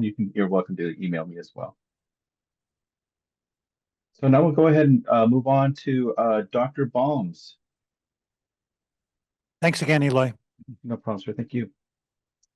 So I already sort of started this discussion, but again, you know, I've been either chair or co-chair since the start of the program. And it's really important for us to have a roadmap of how we do our work as the consultation group. You know, we need a charter to help us operate and make decisions. And, you know, you've all been sent a draft charter. I don't know how many of you read it, but yeah, and Christine shook her head. I told you she was a hard worker. We definitely want you to read it well before the December 3rd meeting, because we want you to give us feedback sooner rather than later, so that we can have a really good discussion at December 3rd meeting, and maybe even, you know, move forward and have a charter that's ready to be accepted by the group. You know, having the charter also helps us be transparent. You know, we owe that to each other and to the public in California. And as I said, you know, we're not going to have 100% agreement in our views, but I think we can come up with a charter that we can all agree on in terms of how we operate. And we want that charter to promote understanding of how we do our work. So the focus of the December 3rd meeting will be to revise and approve the draft charter that has been shared with you all. And I know that some of you are probably quite expert at charters for your organizations. Many of you have leadership experience, and so you know a lot about creating charters. And so we'd like this process to be as inclusive as possible so that, again, all voices are heard and that we have general agreement about how we do our work. Even though we may not all agree on, the substance of our work. And so the CARB team is very committed to working with the group to be as inclusive as possible and to make sure that we come up with a charter that the board can approve, because I think the actual Air Resources Board, of which I am a member, and then Diane Takborian will join as my co-chair for the December meeting. We'll be able to take the charter along with Dildy and the OCAP team to the board and get it approved. We've done that for EJAC, right? Yeah. So we have a little bit of experience with another important committee that advises CARB. Now we have to do it for the AB 617 consultation group. And I will say that a difference between this version of the AB 617 consultation group and the previous one, you all have been elevated, if you will. You've all been approved by the board, which was not the case for the first group. People were appointed by CARB staff, but now you've been approved by the board. And the Blueprint 2.0 has been approved by the board that we'll be operating with. And so our charter will also need to be approved. So I think I'm going to turn it over to Brian right now, and then we'll have questions after Brian covers history, sections, and process for finalizing the charter. Awesome. Cool. Thank you, Dr. Balms, and welcome everyone. We do have a question from Dr. Sessa. Oh, sorry. I will defer because I think maybe the question that I have might be answered by Brian, so I can wait. Dr. Sessa, you always ruin my flow. I was ready to go. So yeah, I'm just going to go over a quick summary of the evolution of the consultation group over the time of this program. So AB 617 requires CARB to work with a wide range of partners, including community members, environmental justice groups, the scientific review panel, local air districts, OEHA, industry, and other stakeholders to develop a statewide strategy to reduce air pollution in communities with high cumulative exposures. And this legal foundation is for why this consultation group exists. So this is that body.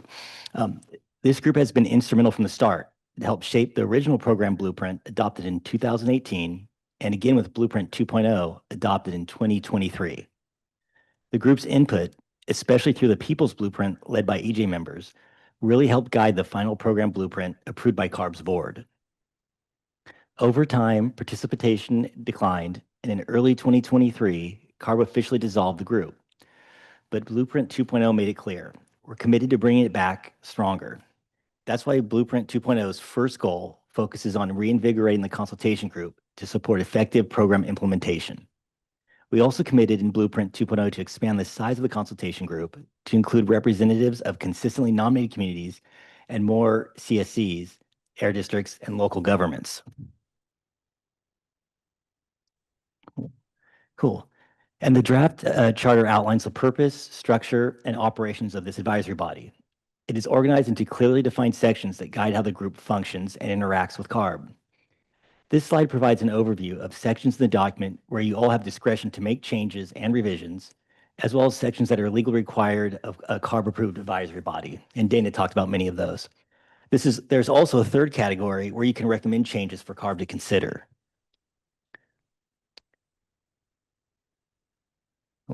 So in the draft charter you've all received, it's color-coded to help guide a review and collaboration. This slide provides a quick overview of what each color represents. The red highlights sections that are required by current law, so these are fixed and cannot be changed. The yellow marks areas that rely on our capacity and resources, so ultimately CARB will make the final decision. And the green sections are open for the group to develop together. In particular, the goals and meeting agreement sections are currently blank. So this is a great opportunity for you all to identify goals you want for this group, as well as meeting agreements for how you all will work together.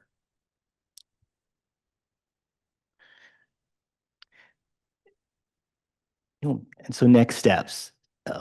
As mentioned previously, each of you have received a color-coded version of the draft charter. And so between now and our next meeting on December 3rd, you're invited to review the draft charter and submit your suggested edits using the comment form we've provided. Once we've received all your comments, CARB staff will compile them into a single marked up version of the charter that reflects all the feedback we've received. Then during the December meeting, we'll walk through the marked up version together. The goal is to discuss the proposed edits, identify areas of agreement, and work towards finalizing the charter. This is a key opportunity to shape how the group operates moving forward, so we really encourage everyone to participate in the review and comment process. Please note, and Dr. Balmes mentioned this, once we've completed our recommendation, the CARB board must also approve the charter for this group to carry on with its work. I think we have some time. Would you all like to see an example of the comment form? I don't know if any of you checked it out. I can share it really quick. Yeah. Okay, Adrian, I'm going to try to share my screen. I hope I don't mess you all up.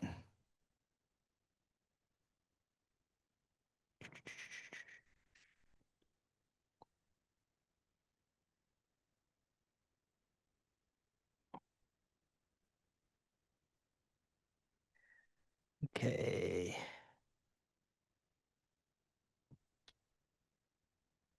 Awesome. So you all receive a link to this Microsoft form. Oh, Dr. Sessa, go ahead. Oh, sure. Was that old? Okay, cool. So you all receive a link to this Microsoft form. And so again, it kind of explains the color coding right at the top. And as you go down, you just fill in your name and email, and then you hit next. And then each chapter within the charter is listed here. So if you have a suggested change, you just click on yes, and then you can enter the original, text, and then you can enter any comments you have on how to change that. And then all you do is hit next, and then it'll ask you, it'll prompt you if you'd like to make any changes to the next section. So if you hit no, then I'll just hop to the next one. So it's pretty straightforward. If any of you have any issues with the form, or have trouble filling it out, please feel free to email us, Eloy, and we can help take you through it. Mr. Andrews. Where can you please re-email that information out to me? I'm pretty sure many of the panelists didn't get that email. I'm eager to start working. Oh, awesome. Yeah, we'll make sure we'll send out maybe a separate email with just the form and the link to the color-coded charter. So you can, it'll be right there. Yeah. We'll title it. So it's really obvious. Yeah. Cool. Yeah. Thanks. Yeah.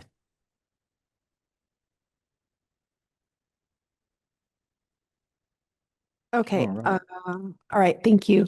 And so looking at the draft document, when I picked it up earlier, a couple things that there's a section that maybe isn't in here.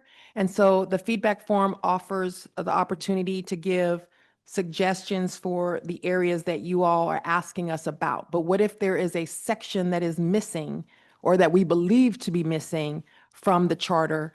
Is there a space or a place for us to be able to say what needs to be added or what we would think to be added?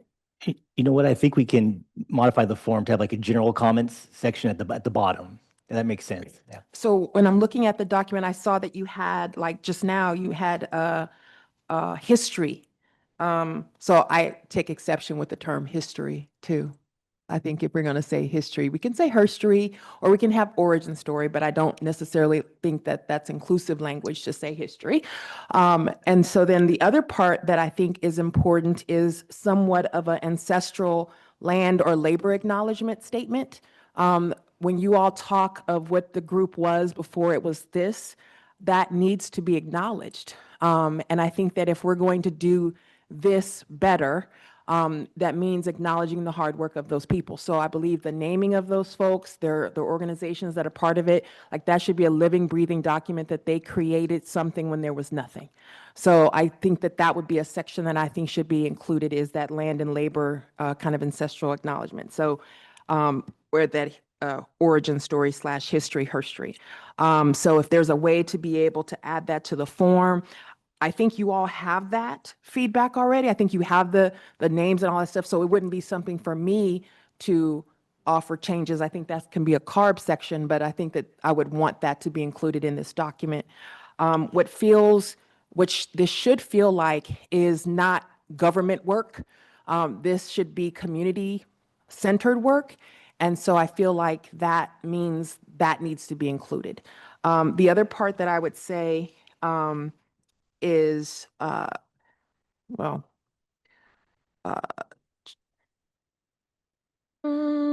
yeah, I think that lands right now. So acknowledging those people, and you said the other one was the meeting engagement. Was it like meeting Yeah, engagement? the meeting agreement section is also blank. Okay, yes. Those are so two that that's are like, the green section, yes. And so I feel that oh, I know what it was. The purpose of the charter. So I see here that there has in red purpose. And so and then maybe goals is a part of the section that you're hoping from us. Like, what do we hope this will achieve? When I think of a charter document, I think about the people who aren't in the room now, the people who are going to come later. What do we want for them to know about what we were doing at this time? So to me, context is key. So if there is something that in that origin story that messy or not messy, but real, authentic, I feel like that needs to be there. I think that if we know that there was conflict between communities, if there was a need to be able to reinforce equity in voices, I feel like that kind of acknowledgement in that origin story needs to be a part of this document, so that for purposes of, we don't want to gloss over it. I know that right now, and Mary kind of indicated it before, this program was new and people didn't have time to let folks talk. The excuse was, we have no time, we have no time, we have no time, so we can't be inclusive because we have no time. And that's an excuse that got used a lot on how to minimalize and marginalize people's voices, is because we got to get this done, we got to get this done fast. And so it will be compounded if we don't acknowledge that that was a part of this origin story. So I just feel like there needs to be a section that acknowledges what was the dynamics that existed at that time, what were lessons learned or best practices or something of that section. But I really do feel like there has to be what were the lessons learned in blueprint, or not blueprint, but consultation group 1.0, or whatever y'all call it, or the years. But I feel like that needs to be in this document so that we can take their lessons, their education, their perspectives, and let that guide us, and not just rely upon, well, you were in the room and you were in the room. Like, what would be that in the document? So I just feel like that needs to be a part of this. I think, so that'd be, that seems like it could fit in like the background section that everyone here can come on. And I know that many of you are new, so we can also expound on the background. Yeah. I really like lessons learned. I think we can get most of what you're concerned about in a section about lessons learned in the background. Yeah. Any additional? So while we've been having the conversation, I've had a handful of emails of folks wanting to get the copies of the attachments of both the form and the charter. What we'll do is we'll go ahead and resend that out to all members and alternates, so that everyone has a copy of it. Do we have any any questions in the chat? And do we have any more additional questions in the auditorium? We do, but before we go to Paula, Eloy, I just want to flag for everyone, if you picked up a hard copy of the charter, it is missing page 4. So please do refer to your emailed version, which we have just confirmed is complete, and use that as your reference.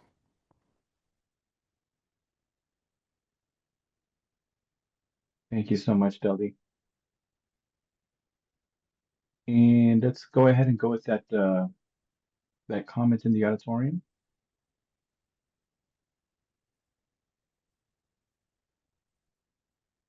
So I had a question, just having the perspective of having been part of the consultation group previous to my role at OIHA, being a staff at an environmental justice organization and now at OIHA.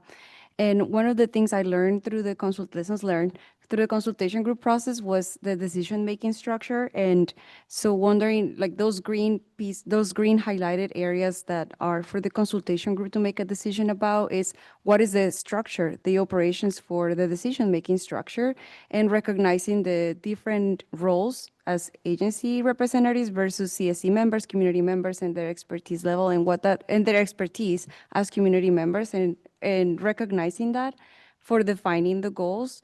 So is it going to be co-design, consensus building, and clarifying that structure so that decision-making it really is for in service of community members and bringing that aspect of community science as well. I wanted to say that. And that's it. Thanks. Thank you so much, Paula. Kevin Hamilton. Eloy, I'm sorry, but before Oh. we move on to Kevin, can we just respond to Paula for a moment? Because I think this Oh, is an important question for everyone. Absolutely. So if you look at your charter on the bottom of page 11, section H7, decision making is described, and you will note that it is flagged as red. And this is in part because Bagley-Keene does include some requirements in terms of how advisory bodies make decisions. So I would encourage you all to read that section particularly carefully.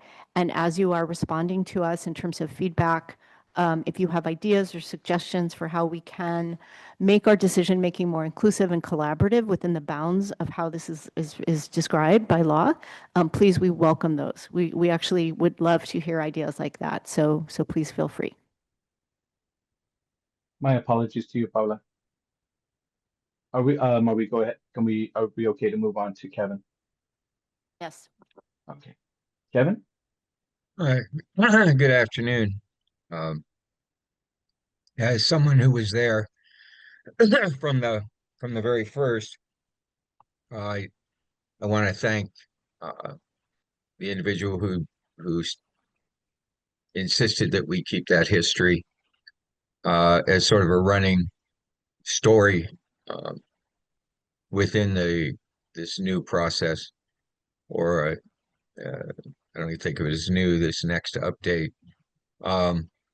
Keeping in mind again that at that time we basically knew nothing, had nothing except the bill itself, and very little guidance. I seem to remember somewhere between 9 and 15 community meetings up and down the state, from Barrio Logan north all the way up into Northern California, meeting with local community groups to get feedback. And as many different groups as we met, is how many different ideas and ways and things that people thought this should be done. And then we came on to sort of the present iteration of the blueprint. And now I'm really excited that we have actual data from across a multi-year period to be able to inform this. I think that's going to be critical. What did we learn over that period? Now, we did have UC Davis do several assessments along the way, as I remember. And it would be great to have those results as well. And I'm not always sure what we did with all of those. It got a little hazy there in 23, I think, as things were kind of falling apart. And as far as this process was concerned, there didn't seem to be a lot of need to continue it, I think, at that time.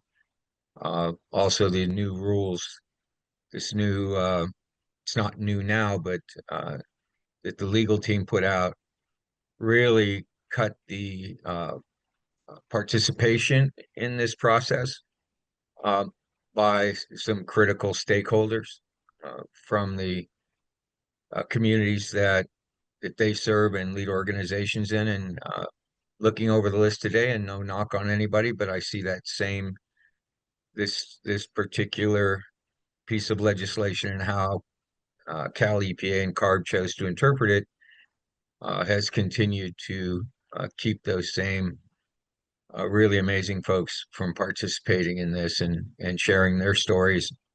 And many of those folks should be on this committee, or we need to find some way to consult them with regard to this committee, because their organizations have become the core of AB 617 in the aspect that they are actively taking their learning out to those communities and helping them become part of this process, even going so far as to help them consult with them when they're writing their own grants and then help them along through the first year. Those are the stories that we want to hear, both from those folks who started that first year and from those folks who've been in it now for, I don't know, it's 2017. So are we talking about 8 years now in this? We need those voices at this table, or at least a way to maybe bring them in at various points to provide their point of view or their ideas for what could make this better. So I don't know how that jibes with they wouldn't be members of the consultative group, but we need to be able to bring people like Naimeen Martinez and Luis from down in Southern California and so many others to this table who made this happen. So, we've got to get that learning from them and their perspective on it as well. That's just my comment on that. Thank you, Kevin. Deldi. Thank you, Kevin. We appreciate that. And, I think that we really welcome ideas and suggestions for making this group more inclusive in terms of what you all hear as a body, right? And so I agree with you that if anybody did not understand, Kevin, your reference, that I understand is a reference to the conflict of interest provision and 87104 and the impact that has on organizations that are small and do not have the capacity in their staff to sort of create bright lines between staff who are represented on this body and those who would do work under a grant or contract. So that is a very real concern. We are very aware of it, but it is not something we in CARB can change. But Deldi, correct me if I'm wrong, we could at a future meeting bring somebody like Naimeen to the meeting to give us. Absolutely. Yeah, I think that's one of the things that Kevin was asking Right. for, and I think that's what totally I'm referring to.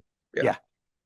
I mean, sorry, Kevin, this is Chanel. And for those who don't know me, my name is Chanel Fletcher. I'm a Deputy Executive Officer of Equity, Communities, Environmental Justice. I was just going to say, I think to John, that was kind of my point, and it sounds like you're trying to get to some of that, the institutional knowledge, right, of like what created this. So I think thinking about some of those innovative ways of like, we can have Naimeen come to a meeting, present and share out, right? It sounds like just having that consultative role, right, to this body. Is that kind of what you're getting at, Kevin? Yes, there's going to be points along the way. One of the things I remember very clearly is folks from communities asking us, why did you make this decision? Why did you do that and not this? And so those folks have those answers as to why things were done the way they were. And in fact, again, going back to the idea of whatever kinds of formal evaluations were done, and there was a lot of money spent on that, that we have the results of those as well. And between the two, that gives us some solid history and real experiential history to go forward with. Not that there isn't enough of it at this table, but I think that those additional voices would be, and that additional information would be extremely useful in this. Well, it just so happens, Kevin, that the person who has his hand up to speak next is Dr. London from UC Davis. There you go. I know he's at the table. Yeah, I'm here, Kevin. Good to see you. You doing, brother? Yes, indeed. Yeah, so I put in the chat the link to the recent UC Davis studies over the last 3 years, and I was saying I'd be happy to present on that or make any of that available. We didn't specifically study the consultation group in depth, but we do have some observations that we made, over the course of those studies. So consider that a resource. I did have a question about the review process for the draft charter. So is there a deadline? I know it says before the meeting. Do you have a deadline as to when you want those? You know what? I'm not sure if we've decided on a date, but you're right. It will take time for us to compile, all of the comments and put it in a form that we can share with the public because it's a Bagley Keene meeting. So Right. we'll get together right after this and try to put it out as far as we can to give you all as much time as possible, but where we can get it posted. Yeah, but in- Thanksgiving's in there too, so Yeah. got to be careful. Yeah. Okay, great. Okay. I'm gonna, Mary Valdemar, did you have a comment? You read my mind. I hadn't put my placard up yet, but I was mulling it over. I do want to say, at the local CSC level, there were some decision-making processes that were in line with some of the statutory regulations, but provided more bottom-up decision-making versus top-down decision-making. For example, progressive stack and other things that were used to address equity issues within the steering committee format. So I do believe that even within the limits of the statutory requirements, there are ways that we have proven that we can ensure that community feedback is more valuable than a 3-minute public comment, which has been the traditional modem for public feedback on these types of issues. So I would like to really encourage us. I definitely will bring to the table some suggestions after looking at the section that was mentioned. But in terms of decision-making and the way we've kind of coded it red, like we cannot do any changes to decision-making, I want to push back against that a little bit and say that that should at least be yellow, that we can look at processes that still fit within statutory regulations, but allow us to move to a more bottom-up model than a top-down model. Thank you. Thank you so much for that comment, Mary. I've got a couple hands up. I'm gonna go with Paula. Paula stepped out for a moment. Can we go to Mary Okay. Selecki, who's been waiting? Thank you. Yes, Mary. Oh, never mind. Okay, let me go with Dr. Skinner. Hi, so I'm looking at the slide regarding preparing for the December meeting. So everyone will individually review the draft charter and submit suggestions regarding any alterations to the documents, but there's no interim meeting of any part of this group before December 3rd. It's just individual submissions. That is correct, and we'll Okay. regroup with those suggestions at our December 3rd meeting, and hopefully be able to hash out those comments and develop a finalized document. Delby, did you want to go provide any additional feedback on that? I just want to build on your comment, Eloy. So as advisory body members, your deliberations, your input needs to be transparent to the public. And this is why we created the forum, so that you all can chime in. And then we have to share that, right? So then you all then will also be able to see how your peers also are providing comment, right? So that will all be made public on our consultation group page. And we want to do that with enough time to allow you to come to the meeting on December 3rd, having absorbed what you are hearing in terms of feedback from others, right? And then make sure that on December 3rd, which we, by the way, are thinking that we're going to need a pretty full day to get through all of everyone's comments, in addition to any public comment we might get about the charter. Right, so plan on December 3rd being a pretty full day. It should already be on your calendars. Please look for a follow-up email from us, which will include all the documents today, with a deadline by which we will ask you to complete the form. We will revise the form to reflect some of the great suggestions we had today, right? And that will prepare us for the December 3rd conversation. It is possible that we may need another meeting after December 3rd to truly make sure everyone has voiced their opinion and we've hashed things out. And we are already working to have another consultation group meeting in the early part of 2026. We would very much like to go to our board in early 2026 with the final charter, because that means then you all will be able to do your work.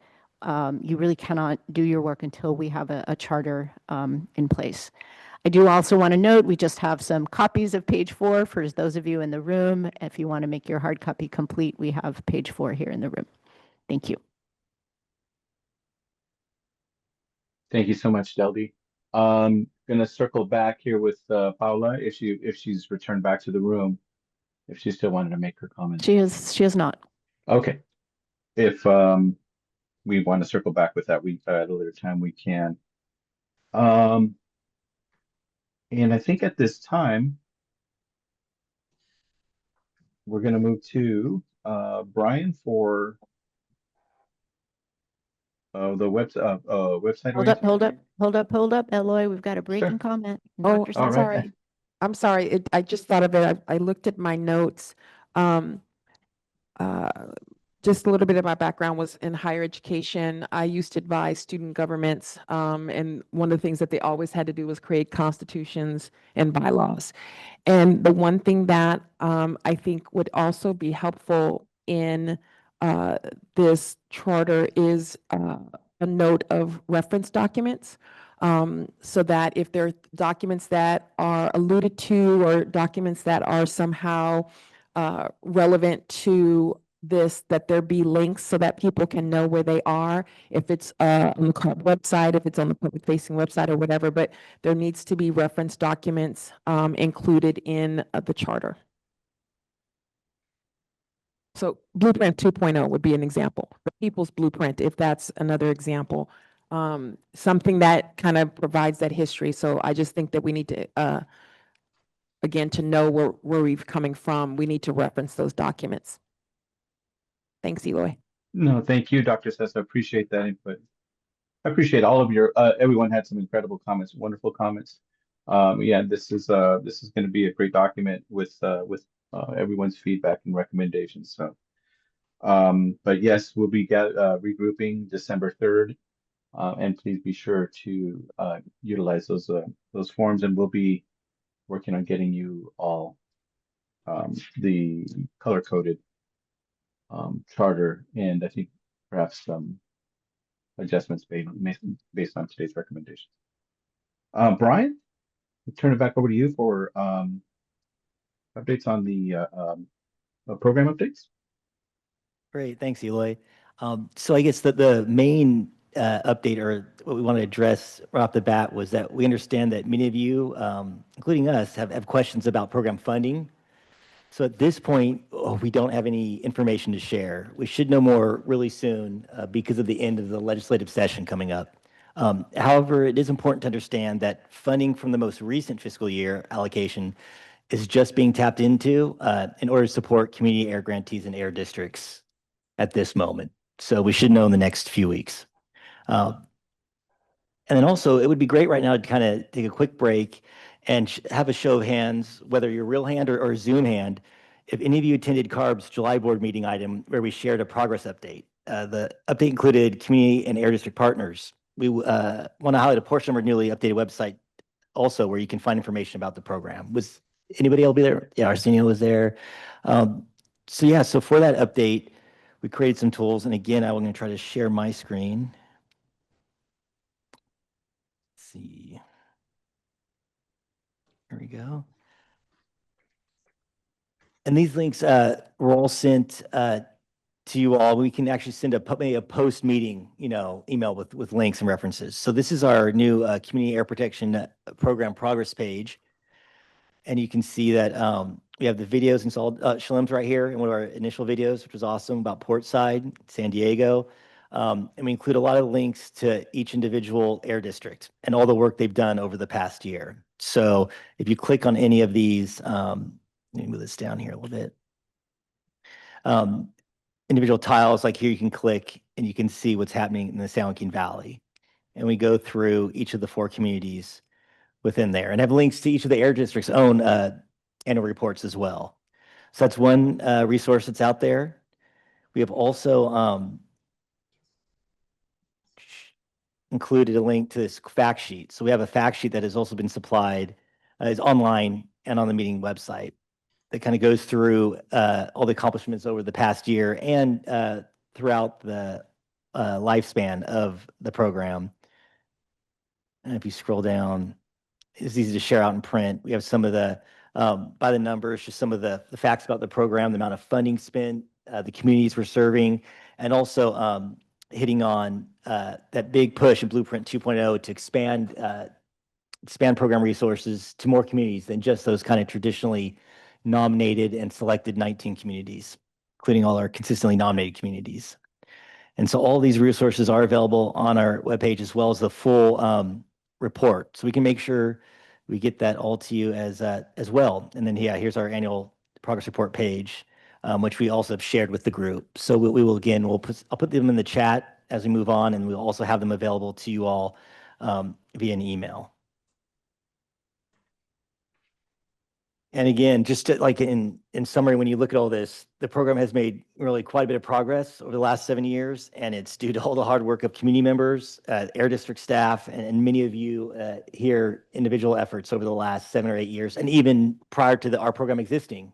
There's been a lot of great work done. So we're really excited to work with you all in your role to advise us on how this program should continue to evolve over the next 4 years.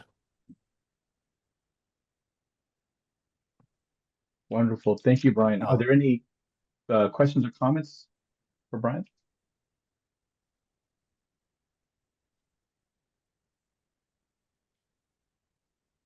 Anything in the room? No, and these are just those links to some of the main pages I just showed that are embedded in the digital version of the PowerPoint, but we can also get you those links in a separate email.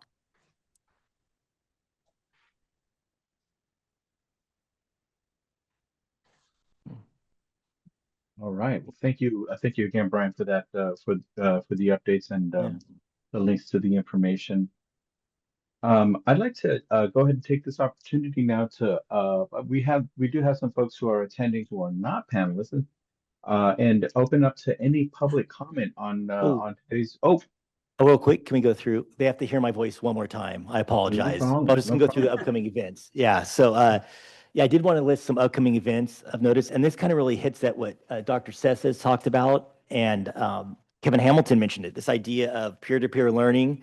So we are developing a peer-to-peer learning system series within the Community Air Protection Program, and there will be a kickoff meeting for that before the end of the year, and we have a really good team working on that. So we'll definitely upgrade this group when those dates get solidified. And then we have that December 3rd date, which is our next consultation group meeting. And we'll go over the charter process. And then to be announced, but early 2026, we're hoping our CAR board will have a meeting to consider the approval of this charter for this group. Yeah. And so with that, yeah, go ahead, Ela. You can turn it over to public comment. One Oh, more- questions first. Sorry, Brian, one more thing. If you go back to the updates, we're so excited about the peer-to-peer learning series. We have recruited members of the community steering committees to help us identify topics for that series. There will be 5 webinars that the team is designing.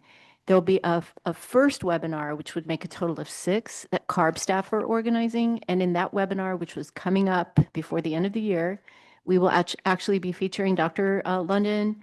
We'll be inviting members of his advisory committee, And the topic of that webinar will be to in-depth go into the findings from the most recent work of that team to evaluate the program. So stay tuned for that. That's coming soon. Thank you, Deldy. And I do see Kevin Hamilton's hand up. Kevin? Sorry. Yeah, sorry. One last thing. One of the things that we didn't do well in the past and still hasn't been done that well from my perspective is keeping in mind, number one, that this particular bill and its requirements will still be there, regardless of what anybody in some other country, other part of the country does. But the connection with the other aspects of this bill, the other 4 areas that it mandated and how they were all meant to work together, that's the only thing that I would say has not gone as well as it could, and maybe we could address that in this blueprint, how we better bring things into this, like how does it work with the various sections requiring CARB to begin doing better tracking on these emissions, and how specific that is to the various communities, OWIHA and the work that they're doing. There have been some in-services or meetings along the way where they talk about that, but it's never, at least from my experience, been built into the local community-based organizations, AB 617 projects. It's more like informing everybody about what they're doing over here and what they're doing over here. So if we can figure out a way to weave this whole bill to where all the pieces are working on all cylinders, and with the idea again of improving air quality in these communities and reducing the health impacts related to that, then that would be fantastic.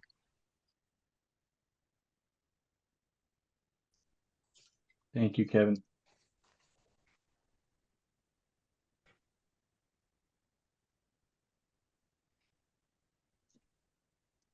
Any additional comments or questions?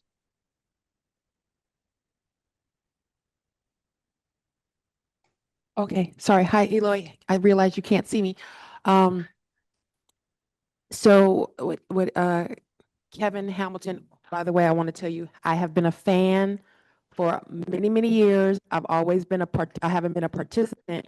I've been an observer. So I appreciate how you show up authentically into spaces. I just want to tell you that. Very kind. So what I think of in this kind of charter process and so forth is the introduction of new thoughts.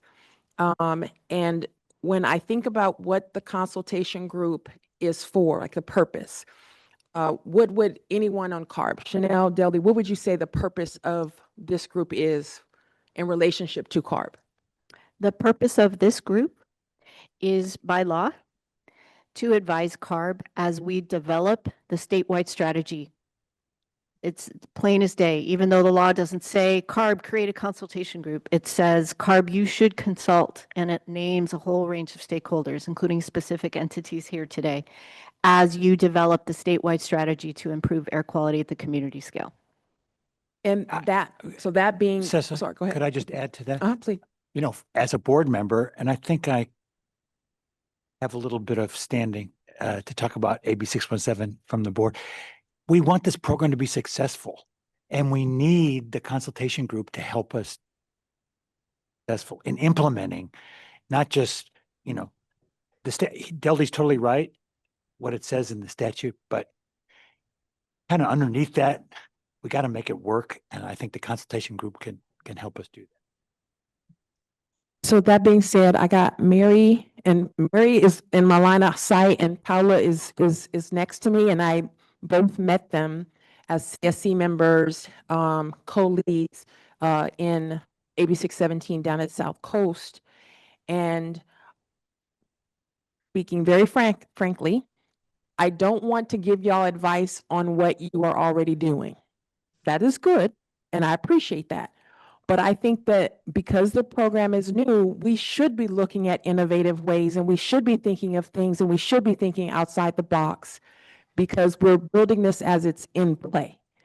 So I think what Kevin had mentioned was like the introduction of new thoughts. I don't want to just be like, okay, I like what you're doing. I like what you're doing. What's a new idea? Like, and I know y'all are open to that, but I just want to say that, right? I just want to say that, like, I think that, uh, you know, the limitations that we have about interacting with legislatures, not interacting with legislatures, the fact that we have community members who are very well versed in how to interact with, how to promote this program, but people aren't talking to each other. Like, that is not a natural thing for people in communities to be in conversation with each other. And so I'm just mindful that there are a lot of gaps in how we talk to each other and interact with each other. And so there are pre-existing historical impediments to us trusting each other. And because that exists, that impacts how we work together in 2026. And so I think that, or 2025, 2026. So I think that we have to know that. We have to know that that's a reality. And so what ways are we going to do to talk to each other, to interact with each other? You know, I am mindful that there are community members who will let us know they can't get a stipend because that impacts their housing cost. And if they get a stipend from us to be on a CSC, that means that that would then impact their food. Is anybody in this room going to be impacted by their food because they're on consultation group? They are not. We can be in this space offering advice, but CSC members are having to make choices. Do I educate the people who sometimes they believe to be the polluters? True. Or colluders. And so they have to make a choice on giving people advice, potentially to not get paid to do that. But we aren't having that problem. And because we don't have that problem, we don't have to think about that. So I want this group to be thinking about how do we solve the ways, how do we break down those class privileges that we have so that the people who are CSC members can still participate. And I don't want to hear respectfully, nope, we can't give them that. Okay, like Mary would say, what other solution can we come up with, but not come from a place of no? We need to not be coming from a place of no. We need to be coming from a place of yes, because we are dealing with community members who are oftentimes hungry, not having a lot of money, in poor health, and still fighting to be listened to. So I just want us to not always give you all advice on what you're doing, but to offer solutions and to offer thoughts about the things that maybe we haven't even come up with yet. So I would just want that space. So I would say back to the charter, how we can introduce new items or new discussion items. How can we introduce those topics? I feel like there would be a space for that. Well, I put my tent card up, and I think between what Del D said and what Dr. Baum said and kind of what I'm hearing from you, I think that it makes sense to me, right? That I think this idea, because this is a consultation group where we're all coming together, right? Where you have CSC members, where you have air districts, where you have industry, and where you have CARB as the agency, right? So I do feel like we all operate in different spaces of privilege, some more than others.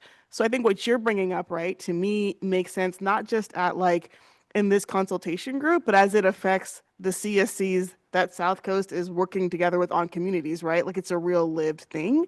So being able to have that come from the ground up and not just top down is important. And so I think that was part of, I think, when we're talking about this reconstituted consultation group and thinking about what that's going to serve. I don't think everything has to tie to the charter, which in some ways is a governance document, right? But some of these things can be the topics and the conversations that we have in this space that do inform the policy, not just again that we at CARB oversee, right? But even like the air districts as well. So I don't hear anything on my end that made me feel like it was different than what I think we've pulled together what we're talking about here.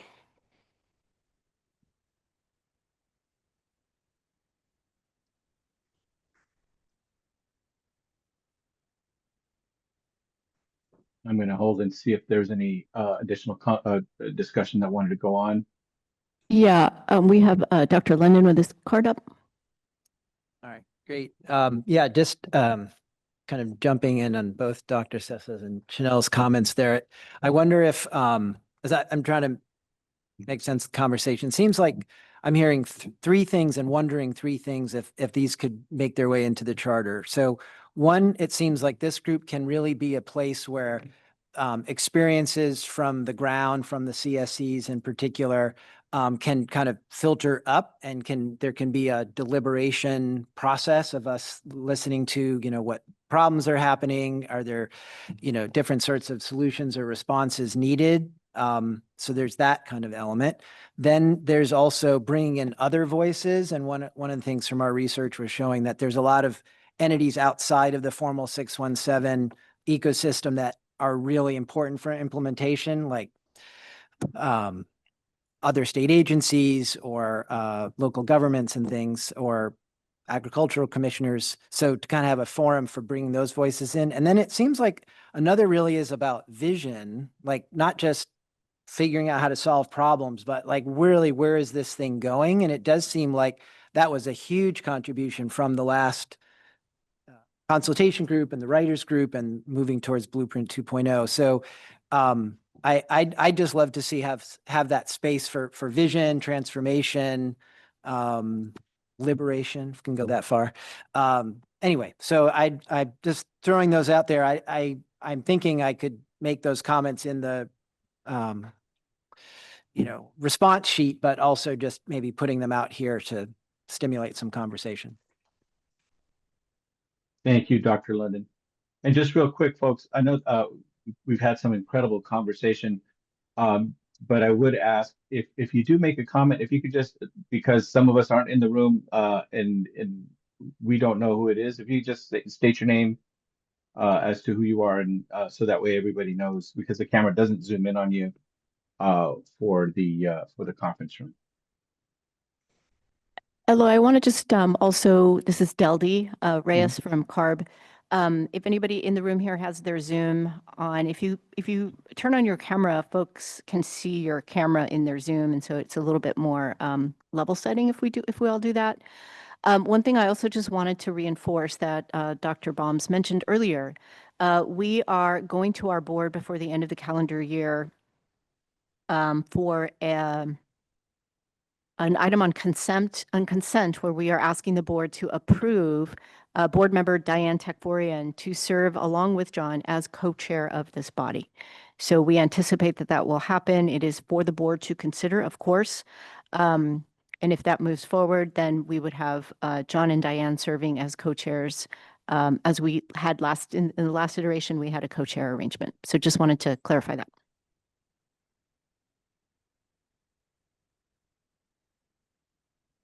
Are there any other questions or comments?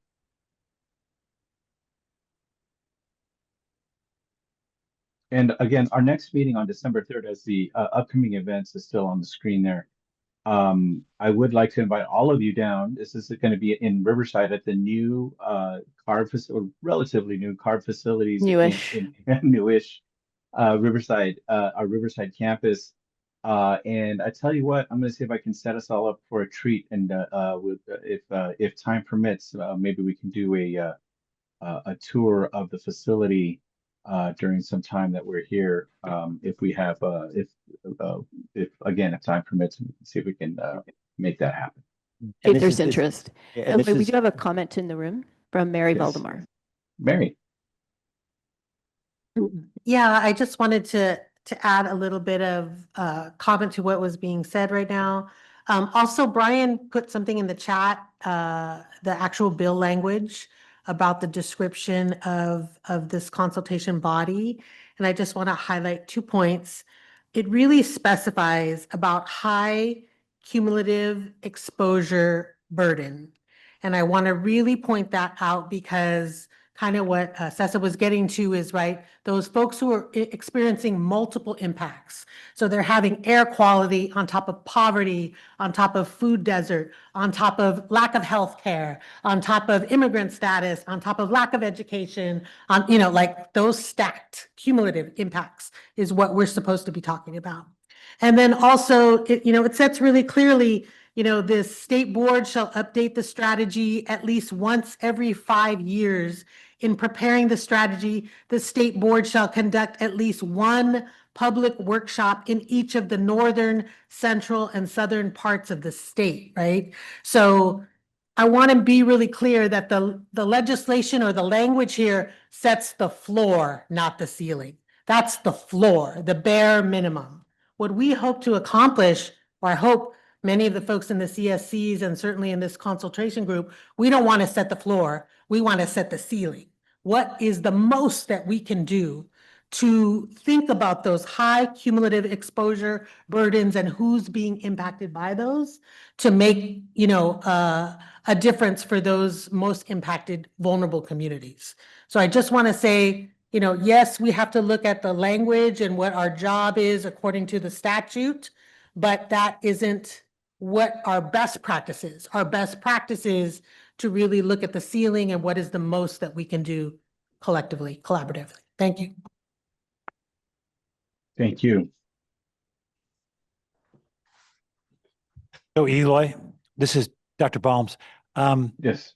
Do we have some public commenters at all? I want to jump into that, sir. If we can go ahead and do that at this time.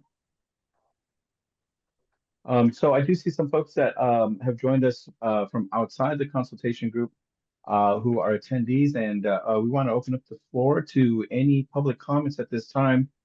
And so if you have a comment that you'd like to make, please feel free to raise your hand and we'll go ahead and open up a microphone for you.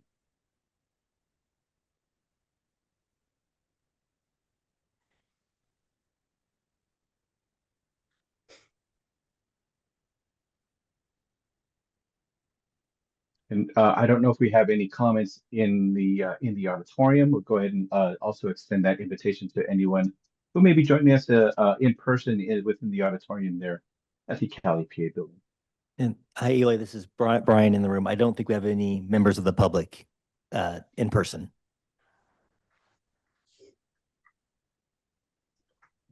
We'll give it a few more seconds and see if anyone would like to, again, this is the opportunity for anyone from the public to make a comment and on today's proceedings or anything about the consultation group.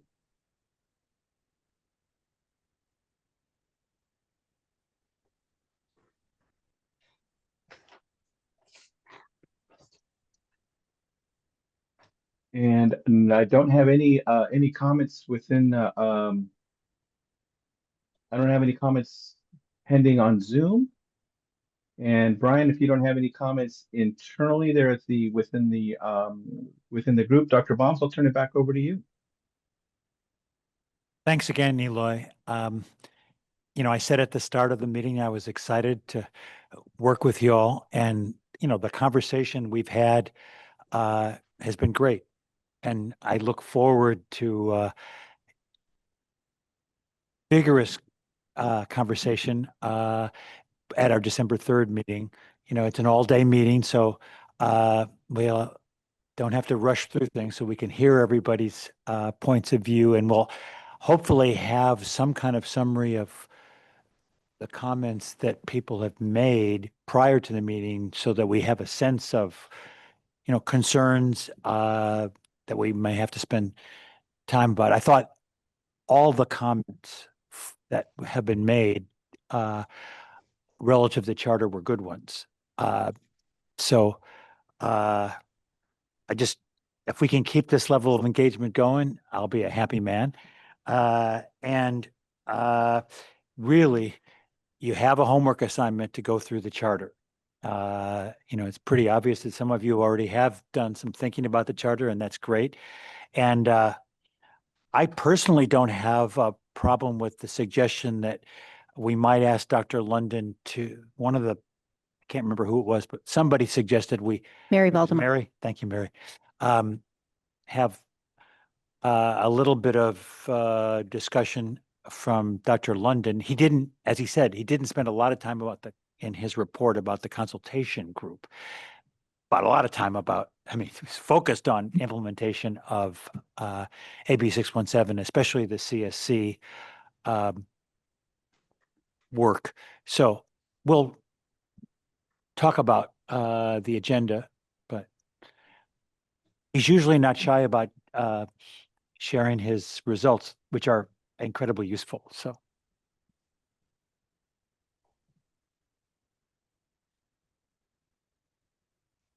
All right. I don't know. I don't think I'm the one who do I formally adjourn the meeting as chair. Dr. Sessa has a comment.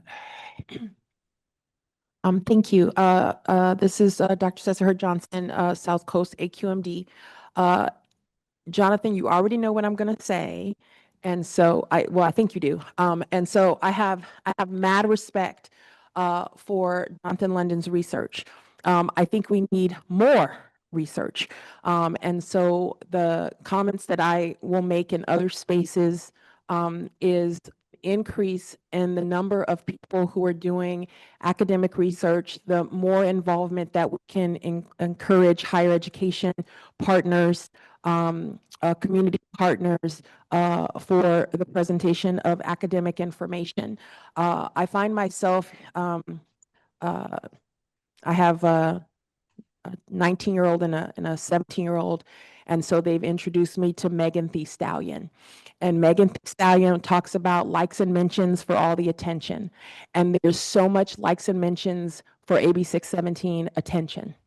And we need to be in an academic realm talking about AB 617 and not be leaving that up to other people.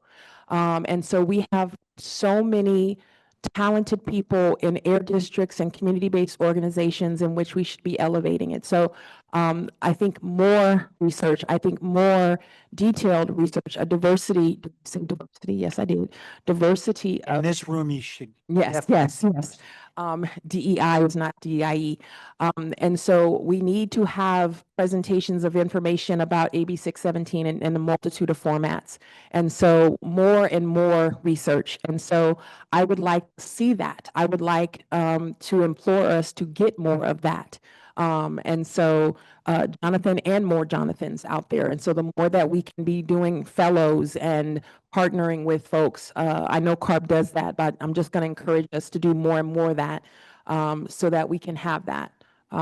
Thank you, Sessa. As an academic, I totally agree with everything you just said. And CARB is embarked on another research project involving Rachel Morello-Frosch, Jim Said, and Manuel Pastor, and others. That is correct. That is one of the commitments we've made in our blueprint, that there will be a third-party programmatic evaluation that will focus more on a quantitative scale of program impact. That team is underway with their work. But I think, Mary, that what you were interested in hearing from Jonathan was really a lot of focus on governance that comes from the work that Jonathan's team did, really looking into the community steering committee. So for the purposes of December 3rd, I support your call, Chair Baums, in asking Jonathan if he can, help us open that conversation with an eye towards that topic. Well, it was Mary's idea, so thank you, Mary.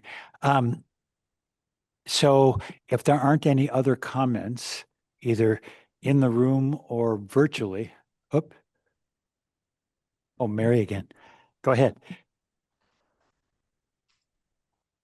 Yeah, I really appreciate accepting that proposal about the research. I'm very used to very data-driven work when we're doing these kind of consultation groups, especially when it's focused on DEI and ethnic studies and other things that people feel are not data-driven, but they really are, to help us make those arguments we need to make about justice. And I just wanted to say a very soft, reminder for us. So many of the meetings that I'm in bodies, especially where we're talking about justice and impacted families, and I always say families because it's never just individuals, it's whole families, whole communities, whole tribes, whole pueblos, whole hoods that are impacted by these things, right? And you know, we talk a lot about it. I'm super encouraged to see people use words like empathy, collaboration, you know, have ideas about making change or bringing justice. The problem that I have with many of these conversations is that the rubber never meets the road, so to speak, right? That as long as we're just talking about it and we're not making change in the actual implementation of these programs, you know, for communities that are really, you know, hit hard, they're not seeing or feeling the difference that our work is doing. And you know, I'll give one example of that. In San Bernardino, you know, we had a big struggle around the incentive programs, and we asked for some data, and we found out that not a single person in San Bernardino County had been using some of the incentives to get, you know, green trucks on the road, right? Not a single person in the whole county. We're the largest county in the nation. Not one person had used the actual incentive, although it had great intention and it was an effort to, you know, put electric trucks in the hands of people. It didn't work because it didn't match the needs of our community, and people weren't motivated to look at it or try to use it, or it was just flat out barriers, inaccessible barriers that didn't allow them to use it. And that's really the work of this group, right? Is not just, as Cessa said, for us to lift up the things we're doing well, but to really look at where are the gaps, who is being left out, who is not able to access the things that we have designed, and how can we redesign them, reimagine them, so that all our communities can benefit from this work. So I just wanted to remind us of that very gently, and I appreciate everyone's time and patience. I've taken up a lot of mic space today, and I try not to do that, but I really appreciate us starting with this conversation, and hopefully the charter will reflect that, and we can continue to do that work of finding the gaps and addressing them. Thank you. Thank you, Elizabeth. Mary. Another Mary is going to speak. Mary Elizabeth. Thank you. And I just like to say, I've been in a group with 3 Marys before, and it was powerful. And I also would like to say that, you know, when we're talking about the uplifting of communities and what the steering committees can do, you know, in these communities, that I had occasion to work with Restore Our Power, and the kind of work that that organization was doing with the community members was very empowering. And, you know, I would like to uplift, you know, any efforts to empower our community steering groups, you know, to be more active in their communities, you know, to make their voice more heard, because a lot of times it's our cities, you know, and our air districts that are making these decisions, you know, that negatively impact, you know, our communities and continue to impact our communities, and we're not being heard. You know, we're not offered, you know, the space in these community governance situations to make the difference that is needed to make. Thank you. Thank you, Mary. So if there aren't any other comments, I will adjourn this meeting. Thank you all for your efforts.